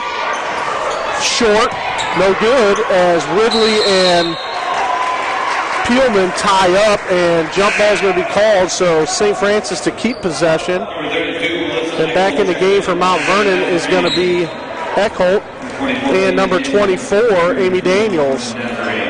So Mount Vernon to maybe put in their last 2 subs of this game. We'll see. 9:34 to play. Yeah, Kayla's 2 for 9 from beyond the arc and 4 of 14 from the field. 42-41 Mount Vernon. Janelle Wilson drives, shot up, got it to go. Coach Andrews going to call a timeout here. Full. And Cougars take the lead. St. Francis up 43-42. Drake's got 10. She's the leading scorer that's on the floor right now. And another big moment, no question, Jeff. Another big moment for St. Francis to hopefully get a stop and kind of get some separation. I'd feel good with a 4 or 5 point lead. I'd feel pretty good knowing that it's going to be a possession battle. This 1 point, we're just trading blows. Who's going to get the last shot? I'd rather kind of pull away a little bit, have 4 or 5 on the board ahead of Mount Vernon, and then I'd feel pretty comfortable going into those last 5 minutes. But Mount Vernon really giving St. Francis everything they got and trying to play spoiler, no question. They know what's on the line. Yeah, I'm still kind of perplexed a little bit by the inconsistencies, with the foul calling. It's just because what you see on one end of the court, you expect to see on the other end of the court. Now, that being said, Mount Vernon has 14 team fouls and St. Francis only 10. So it's not like they've been calling more fouls on St. Francis than the other team. Right. But if you don't know, if you're unsure, it's not a comfortable place to be. So Mount Vernon inbounds. Drake's going to meet. Skip pass over to Eichholt as she's guarded by Janelle Wilson. Perimeter play by Mount Vernon looking to penetrate. They spin in, picked up, good defense by St. Francis as they're going to get tied up and Mount Vernon will keep possession. So a shot clock or a possession arrow change for St. Francis, which could be key. So Jesse checks back in for Mount Vernon. Gets it in the game, in the paint. That would be number 10, Kraus. Kraus gets fouled, and she's going to have 2 shots from the free throw line. Brooke Ridley picks up her first foul. Still, Jeff, like we said, the inconsistency part of it. Free throw up and good. It ties us up at 43. Kraus shoots 68% from the free throw line. Second attempt off the back of the iron, no good. Rebound by Jessica Harrison, and here's that 2-1-2 press. Drake handles it, gets it to Slusher. Slusher back to Drake, and we break the press. It's really been almost a non-factor all game. Yeah, really, no. It's just slowing down the shot clock, to be honest. We got to get the ball inside. And Brooke Ridley up. 5-footer, no good. Rebound by Harrison. She goes back up and gets fouled. She's playing pretty well right now. And here's another thing. We got 8:32 on the clock.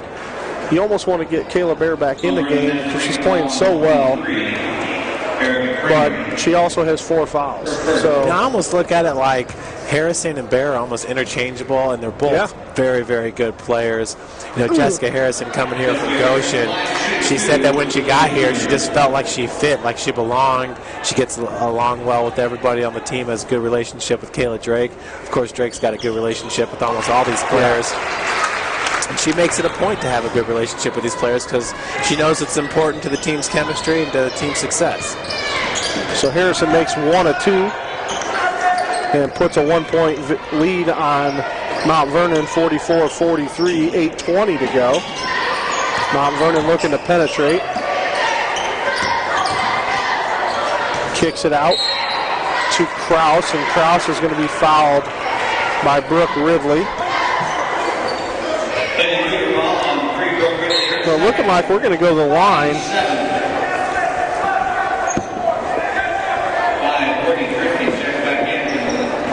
And if that happens, Cougar shoots 73% and Mount Vernon 62%.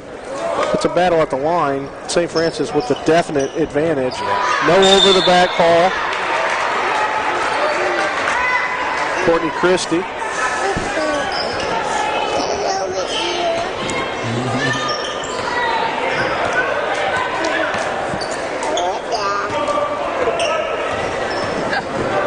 Slusher across, driving just on the left side, kicks out to Janelle Wilson. Wilson to Drake. Drake backs out, gets it back to Janelle. Janelle off a curl, shoots it. Just short, no good. Good rebound by Harrison. She lost the handle to, that would be Eckholt, and Mount Vernon going to try to go. Reverse layup up and in for Amy Daniels, and Mount Vernon takes back the one lead. There's going to be a ton of lead changes here in the next 7-8 minutes, no question. 7:30 to go on the game clock, 45-44 Mount Vernon. You can guarantee Indiana Wesleyan is watching this game. Drake for three. That's a big one there. Take the 2-point lead, 47-45, getting away from that 1-point lead. I like that. More ties than lead changes right now, Jeff, no question. Yeah, Drake's 3 for 9 now from beyond the arc. With her Cross third pass tipped out of bounds. Yeah, great job. And here comes Kayla Bear back in the game, also with Stevely from Mount Vernon.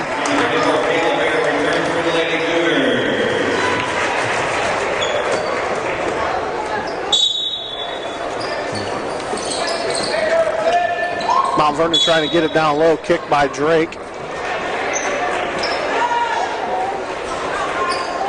Courtney Swart hasn't been in a while. I wonder if they're saving her for a... What happened here? Foul's going to be on Slusher? Man, this is crazy here. Yeah, Swart's got 3 fouls right now on the bench. She's been out for, it feels like forever, but 7:07 to go in the ball game, 47-45. Mount Vernon at the line. First attempt of the 1-on-1 is up and good by Kramer. Kramer, 78% free throw shooter. Second attempt is up and good. Tie game, 47 all. Slusher inbounds to Drake. Back to Slusher. Back and forth game here. Drake looking. Gets it over to Wilson. They back it back out. 20 on the shot clock. Gets it to Ridley. Drake feeling it. Shoots a 3. Rimming no. Rebounded by Mount. Oh, stolen by Slusher. She goes up and gets it to go. What a great job by Megan Slusher creating the turnover. Putting St. Francis up to 49-47. Great defensive play by Megan Slusher, the senior. It's about that time for those seniors to step it up here and take it home. Wow. Megan has such quick hands in there. Once again, she nearly knocked that ball free before the official called the foul on number 11. Slusher picks up her third foul, which, man. So now 3 players in foul trouble for St. Francis. Slusher and Wilson with 3 fouls, and Kayla Bear with 4. Bear's on the floor right now. Kramer makes that one. That's 3 of 3 for Kramer. I check her official, but the last 3 she shot, made all 3. This is her 4th attempt. Up, good. All square again at 49. Press, 2-1-2. Mount Vernon. Cougars break it. Get it to Ridley. Looking for Kayla Bear. Nothing. Skip pass. Slusher getting it in. Wilson does not want to get to Kayla Bear. Bear up, blocked by Swart. Talked about her. She comes off the bench and gets a swat right away for Swart. Travel.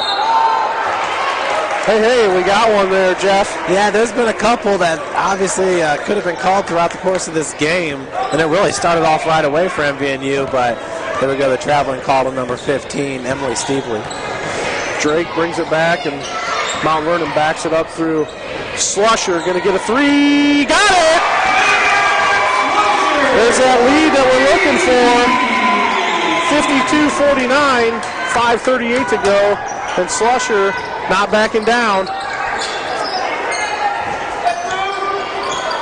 Mount Vernon outside that perimeter gets it to skip it across to the other side. And that's number 32. That's Eichholt. And we're going to get a travel on Eichholt. So timeout Mount Vernon. I'm not sure if he called 30 or 4. I couldn't see up. 30-second timeout. 5:22. St. Francis ball, and they lead 52-49. We keep talking about that one pivotal moment. It seems like we keep having one, maybe this is it. Maybe it's the Slusher 3 that gets this team going. And what I talked about, get the 5. We'll see what happens when we get to that 5-point lead. Hopefully we can get one here. Yeah, Cougars starting to turn it around from beyond the arc. Going into halftime shooting 10%. 1 of 10, now 4 of 16. So helping that number up to 25. Megan Slusher, 1 for 3 from beyond the arc. Kayla Drake's 3 for 10 from beyond the arc. Janelle Wilson's 0 for 3, so we'll see if Janelle gets another shot at it. Of course, she does have 3 fouls in this game, but we're approaching 5 minutes left to play in the second half. Wilson gets it back to Slusher. Slusher up to Wilson. She's going to cross half court and drive. Pulls it back, gets it back to Slusher. Drake looking for it, gets it. Drake setting up the offense, looking to penetrate. Skip, wow, no foul called, I guess. Unreal. Right, with the collision. What do you call that? I thought the Cougars were the ones that knocked that out. That was Erica Kramer with the collision with Kayla Drake. Mount Vernon, so Cougars with the turnover gives it back to Mount Vernon. They're looking to go inside to Swart. Doesn't get it. That's Kramer. They're going to call a foul on Wilson instead of a jump. Yeah. Unreal, man. I'm telling you. the inconsistencies here are starting to frustrate the fans big time. Yeah, there's no question. Obviously, these officials didn't read the handbook today because they have no idea what's in stake, I don't think. So Kramer makes that one as she's the last 5 attempts have all been good, so she's looking to go 6 for 6. And no, the miss, 52-50 St. Francis. That's that big moment we talked about. So 2-point lead right here for St. Francis. And their offensive possession right now. Drake. Get her off of her a little bit here. They're not calling it. And you'll start hearing the fans pick it up. They're really playing tight, hanging on Drake. Drake gets it over. Slusher for 3. No good. Rebound by Mount Vernon's number 15, Steve Lee. And Mount Vernon gets it. That's Eichholt. Gets it out to Christie. Christie guarded by Drake. And that's got to be a fake. You got to call a foul somewhere. Yeah. Brooke Ridley there. Thankfully it wasn't on Ridley, I guess, huh? Yeah. So Christie going to pick up her first foul of the game. Fans are going to stand up and applaud. Cougars with 10 fouls this second half, and Mount Vernon with 7. 4:11 on the game clock, 52-50. Ridley up, got it to go on the 1-on-1. And Ridley, a pretty good free throw shooter. She shoots 64%. And a 73% shooting team. So Swart checks out. Kraus checks back in. I'm assuming maybe 3-point opportunities. So wow, Mount Vernon took out 3 of their bigger players and went a little smaller. So you got to expect them to run in transition and shoot the 3 ball here.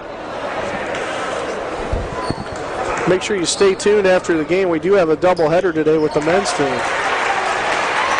Jeff and I will be making that call, saving our voice. Is Jeff right now because we know we have another big game going here. That's Eichholt looking to drive. Steps back for 3. Pops, shoots, no good. Rebound Mount Vernon. Kraus. How about a 5-second call? No. Gets it back. And, ooh, almost a travel. That's Eichholt. Getting it over to Christie. Christie trying to drive, and that's going to go out of bounds off of Drake. No question there. This fan's starting to fill up here, Jeff. We're starting to get a little claustrophobic, man. We're going to get slammed in our box, which is good. We like that. Big crowd. And I was thinking pretty decent crowd here considering MVNU's traveled over 3 hours to get here. Yeah, no question. Eichholt looking. 7 on the shot clock. They're going to have to force one if they don't get it to go here. That's Peelman. Who are you going to call that one on? Drake? It's like Janelle. Or Janelle. 5th.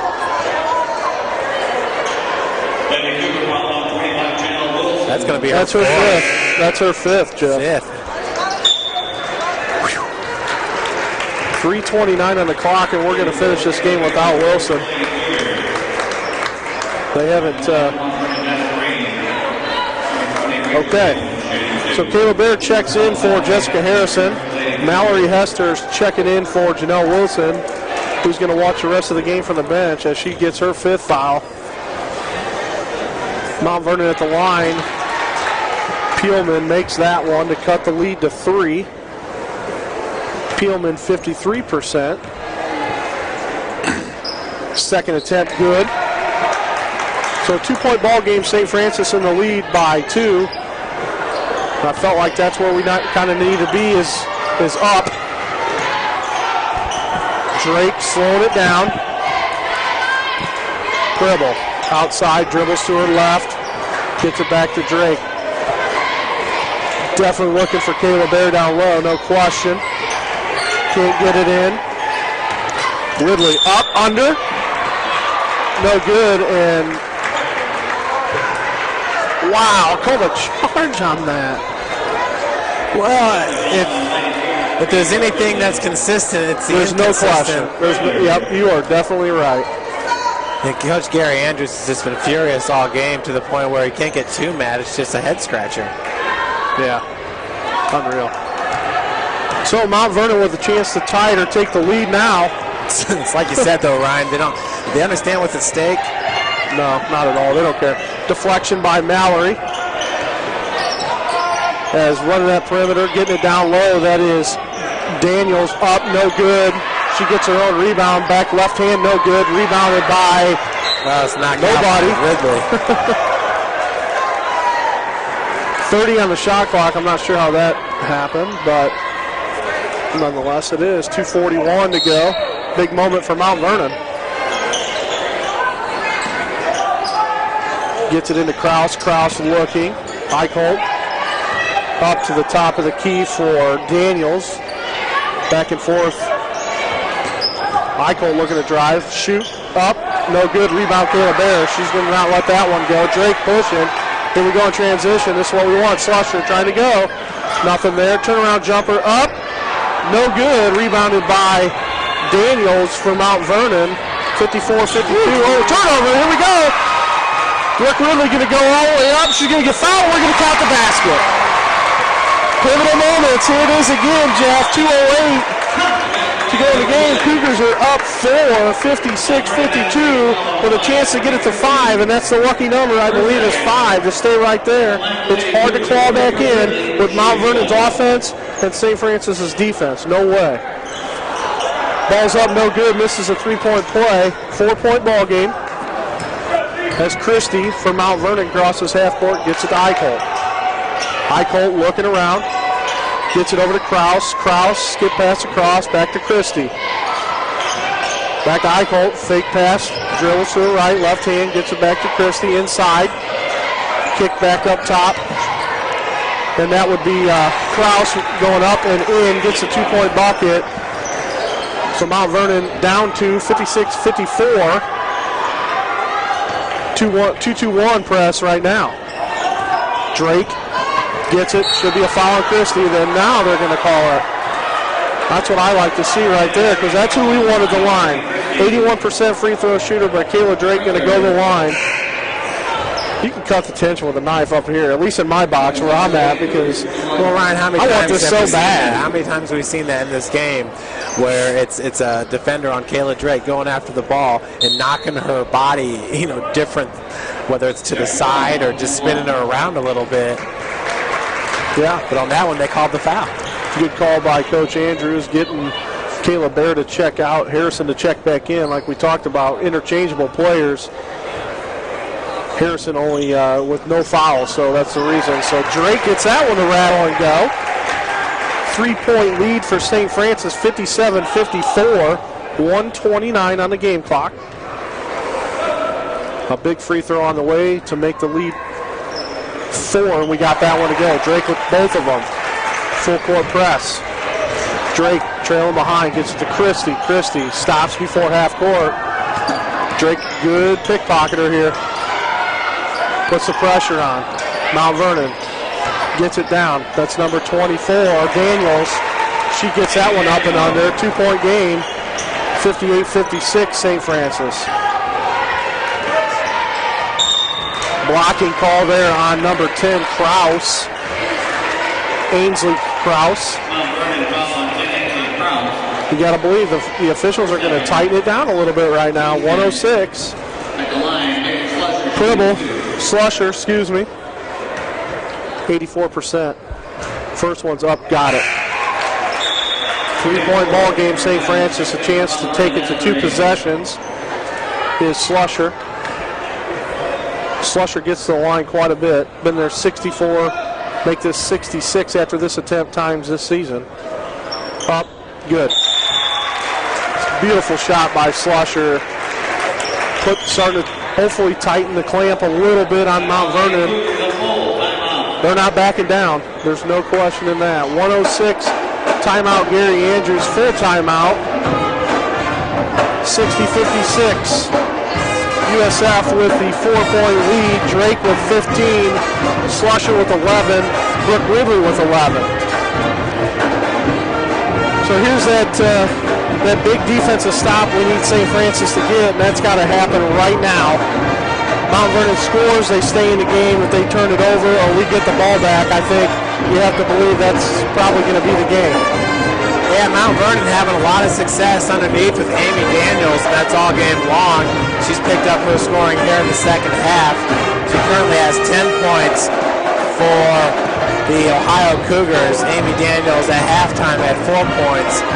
But she's been a go-to player for Coach Jason Foster in his second season with the Cougars. MVNU Cougars, that is.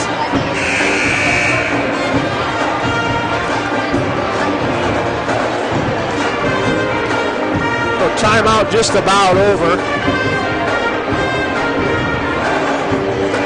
Hats off to MVNU, though, coming into the hut here and really taking St. Francis out of what they like to do. You know, St. Francis, not a whole lot of success with the press, and that really was thwarted once Skylar Shern got hurt.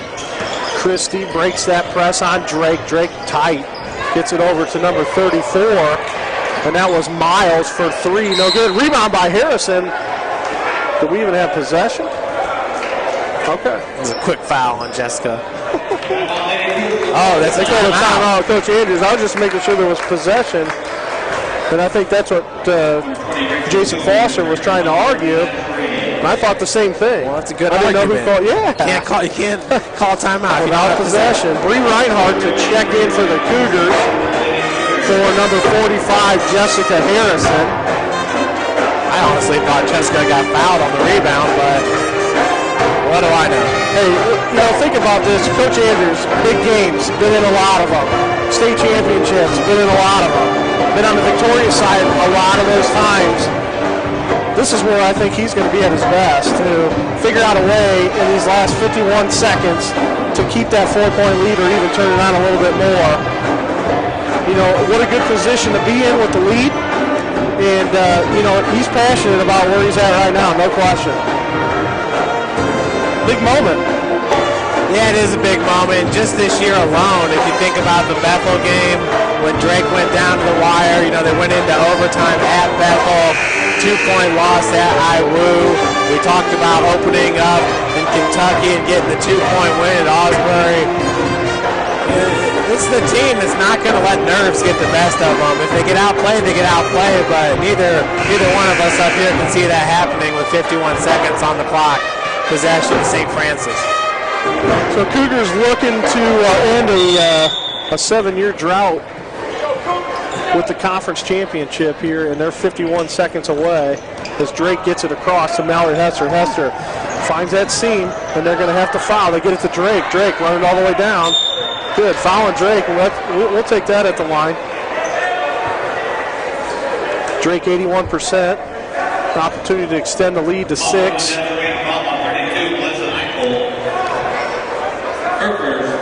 Coach Andrews going to look to, I'm guessing, take Reinhold out and put Harrison back in defensively. Mount Vernon looking to check back in Miles, who's been chucking it up from 3-point land today. Drake got it. That's an understatement.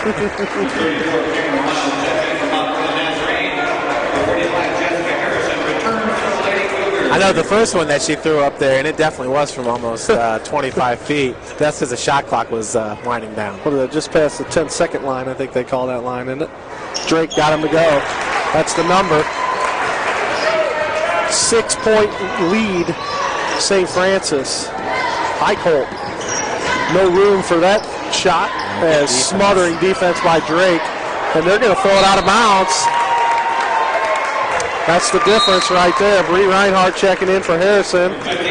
This could be it here. 30 seconds to go. You know Mount Vernon's going to foul. Put your best free throw shooters in. Ridley going to get fouled. Ridley wants to shoot a couple. Yeah, and it really hasn't been Brooks' day at the free throw line. She's 3 for 9 right now, but she did hit her last two, Ryan. She was 1 for 2, or 1 for 7 up to that point. 28.7 seconds on the game clock. Shot clock's turned off. Ridley's first attempt up, got it. This game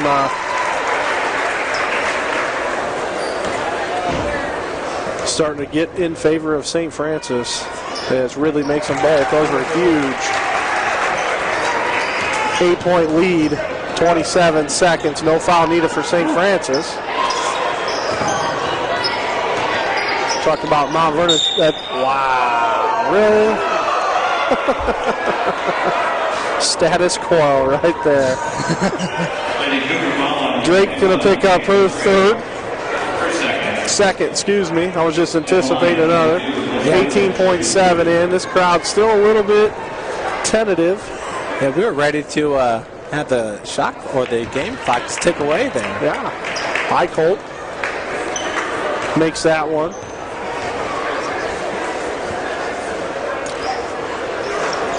Makes them bowl. 6-point lead. St. Francis gets it into Drake. 18, yeah, that's all right. 2 seconds tick off that clock as Drake's going to go back to the line to extend the lead. Once again, credit Mount Vernon Mavs coming in here and giving the Cougars a handful, no question. We'll have a little bit of time, I believe, in between this game and the men's game. I'm pretty sure. If St. Francis comes out victorious, we'll be cutting down the nets and replacing them. I like the sound of that. 16.7. Drake's second shot. Up. Good. 66-58. Yeah, Ryan, cutting down the nets, it's kind of like receiving an extra large check. You know, it's just checking Drake out. Senior steps off the floor. Her and Pribble step off the court. Coach Andrews really confident as the championship is going to come back to St. Francis on the women's side as they will be co-champs of the Crossroads League as the time's going to run out. Cougars going to go victorious 66-58. What a season for the ladies of St. Francis women's basketball, taking it to the limit. And they are going to be co-champs with Indiana Wesleyan. Man, what a great moment, Jeff. Absolutely. St. Francis up in its record to 27-3 on the season, 16-2 in the Crossroads League. Only 2 losses at Bethel and at Indiana Wesleyan. Of course, St. Francis beating both teams here at the Hut. Bethel, not sure if they got the win today, but entering today, they were 23-6 overall, 13-4 in the Crossroads League. Bethel has beaten both Indiana Wesleyan and St. Francis. So they'll be a tough number 3 seed. Yeah, no question. It's going to be a tough tournament overall, no question in that. A little disappointed in the crowd, man. I thought we'd go a little bit more nuts after winning the league. Not a whole lot of students out here. I'm not sure if a lot of these people It's good stuff, man. It's good. There's no doubt about that. It's not like it happens every year. It hasn't happened in 7 years. Yeah. There's the crowd starting to pick it up a little bit. What are we doing here? Let's cut the nets down, young ladies. Ladies and gentlemen, I'd like to congratulate the University of St. Francis Lady Cougars on their cross we go. Now the gym's fired up. Cougars going to cut them down. Senior Megan Slusher's going to head up, be the first one. We'll get you some end of the game stats. And, think about it. I mean, what a tough game, regardless. The kids are mentally drained, no question. At this point, mentally drained. And I'm sure that's going to take a little bit out of them as we cut the nets down here at the Hutzel Athletic Center. And we are the champions are on the mic, so we'll come back to you here, Jeff. Let's get the stats in a little bit here. Once we get them, come back.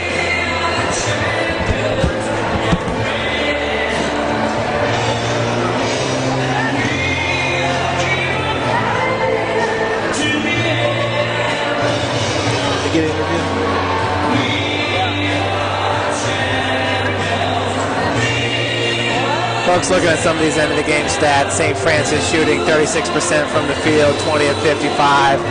From beyond the arc, 24%, 4 of 17. From the free throw line, 73%, 22 of 30.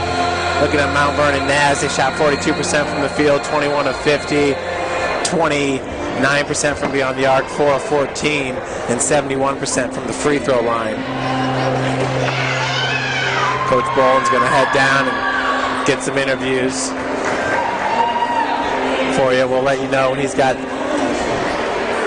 his first player up. Looking at the overall scoring, Kayla Drake led all scorers with 19 points. She was 5 of 15 from the field, 3 of 10 from beyond the arc. Kayla Bear with 15 points, arguably one of her best games of the year. 3 for 3 from the free throw line, 10 rebounds, double-double for Kayla Bear. She did a great job. Brooke Ridley chipped in 13 points, 5 rebounds. Megan Slusher, 11 points. Slusher and Drake, the seniors.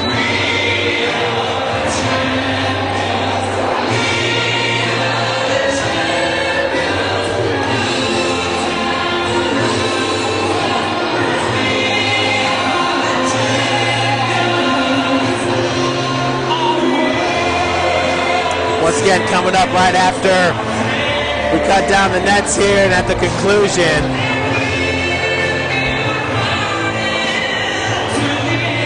we're going to have the men's matchup. Coach Chad Lacrosse and the men's team, 17-12 overall, 9-8 in Crossroads League. Taking on MVNU, they're 11-18 overall, 3-14 in the Crossroads League. St. Francis currently in 6th place. MVNU in 9th place. Looks like we got the Fort Wayne Mad Ant on the court as well. He came here for the men's game. Leading the scoring for MVNU, it was Ainsley Krause with 12 points, Amy Daniels with 10 points, Melissa Eichholt with 10 points. Why are they doing that? Because they just won. They won the conference championship. Even if it's co, we won it. The win. Once again in this game, scoring off the bench, MVNU with 31 points, St. Francis with 19 points in the paint, 30 for MVNU, 24 for St. Francis. Points off turnovers, 18 for St. Francis, 11 for MVNU. When you look at the turnovers here, MVNU with 23 on the game, 19 for St. Francis. MVNU with one more steal than the Cougars, winning that battle 7-6. 22, Haley Buckingham. 25, Janelle Wilson. 33, Allison Devaney. Number 34, Kayla Bear. Number 40, Rosie Lewis. Number 43, Laura Gibbons. Number 45, Jessica Harrison. Also, Rebecca Burke and Kaylee Hensley. Your 2012-2013 Crossroads League champ. Your University of St. Francis Lady Cougars. There you have it. That was Jim Shovlin, the PA announcer here at the Hut, calling out once again St. Francis Co-Crossroads League champions here on senior night at the Hut. Good way to go out all the way around. Tomorrow there's a coaches meeting in Upland, Indiana at 7 o'clock, or excuse me, I believe it's 6 o'clock, and that will decide the fate of who will get the number 1 seed Megan. in the Crossroads League. So Coach Boland's down there. He's going to get Megan Slusher, one of the seniors. Probably look for him to get maybe Kayla Drake and Coach Gary Andrews as well, so we can get their reactions from leaving here as a senior and a Crossroads League champion. At the conclusion of cutting down the nets here, we'll put 20 minutes up on the clock. Let the men's team warm up here as we look for game 2 of our doubleheader. Both men's teams taking part in today's festivities. And Coach Boland has Megan Slusher down on the court now, and we're going to take it right. Hey, thanks, Jeff. Down here with Megan Pribble Slusher. We'll call it that today, okay? Last time we cut the nets down, I think, Tri-Central? Well, actually, I think my freshman year here we were champions too, conference champions. But other than that, yeah. So it's been a little, conference tournament, Yep, right? yep. Conference tournament chance. So tell us a little bit about the journey of the last 4 years and then being able to end it right here with a conference championship. This has really been such a great team and such a great experience coming out of high school at such a small school and then coming here and being able to accomplish such good things. I've really enjoyed it, getting to know a lot of girls and made a lot of friendships, and we've been playing on a really good team my whole 4 years, so I really have nothing bad to say. It's all fun. This is the fun part. Good. What do you think was a pivotal moment today in the game that really changed, where you guys felt like, okay, now we can not really relax, but kind of breathe a little bit? I'm going to be honest and say I don't know if there really ever was a time that we felt like that. It was a struggle the whole game, and calls weren't being called our way, and so that affected, our confidence. And I know we started hitting a couple outside shots, and that kind of got us going in the second half, but other than that, it was a struggle till the end. Well, Jeff and I want to definitely congratulate you on this victory, and hopefully tomorrow in the coin flip, obviously, that we have to find out who's going to be the number 1 seed going into the tournament and the automatic berth, obviously, to the national tournament. But we definitely want to kind of congratulate you there. Good luck going into the postseason and at nationals. Thank you. I really appreciate it. It's up to you, Jeff. I'm going to try to get Kayla Drake when I get a chance. Thanks, Ryan. That was Megan Slusher once again. As she said, her freshman year, they were the Crossroads League tournament champions. So that was a big day in Megan Slusher's career here at USF. But today, cutting down the nets, and as she said, very, very rewarding experience for her as this team, all season long was able to get it done. Coach Boland now has Gary Andrews over here, and we will send it down. Gary Andrews. All right, Jeff, down here with head coach Gary Andrews.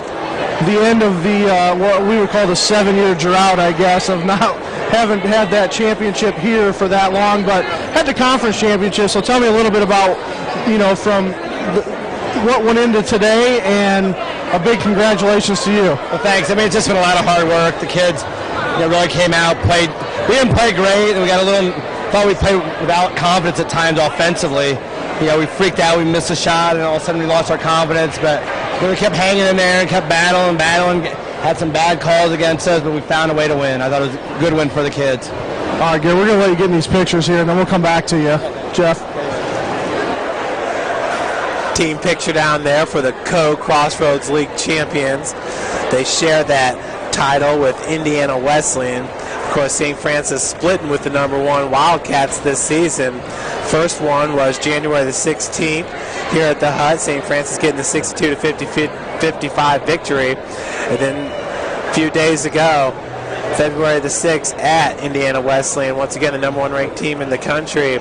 St. Francis losing it 59-57.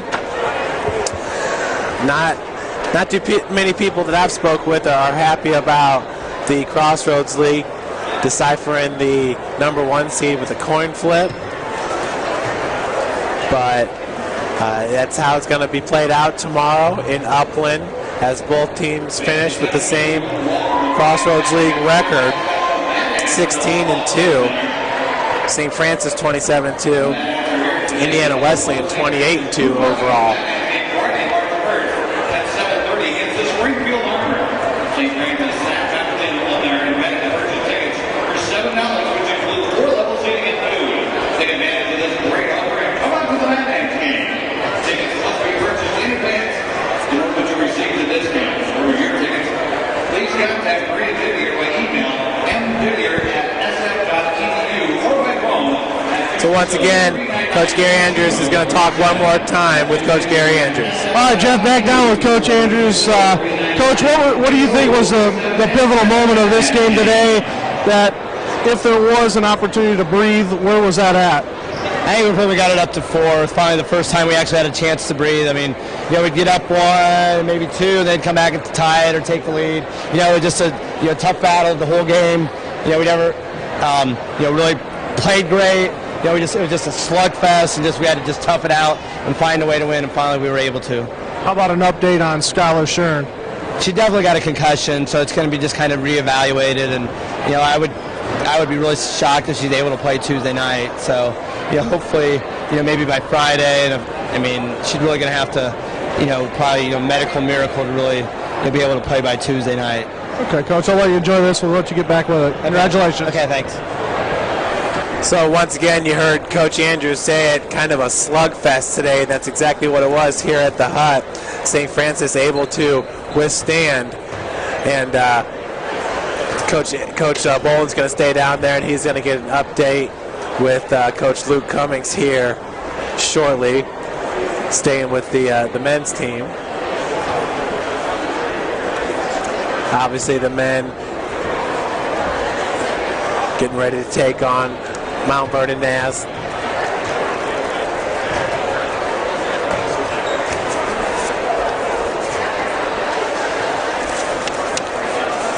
Looking at the Crossroads League standings, on the men's side, Indiana Wesleyan in first place.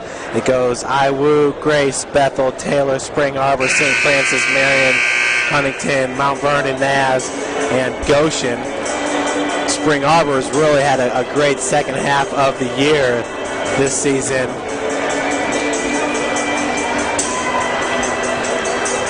For the Cougars up in Michigan.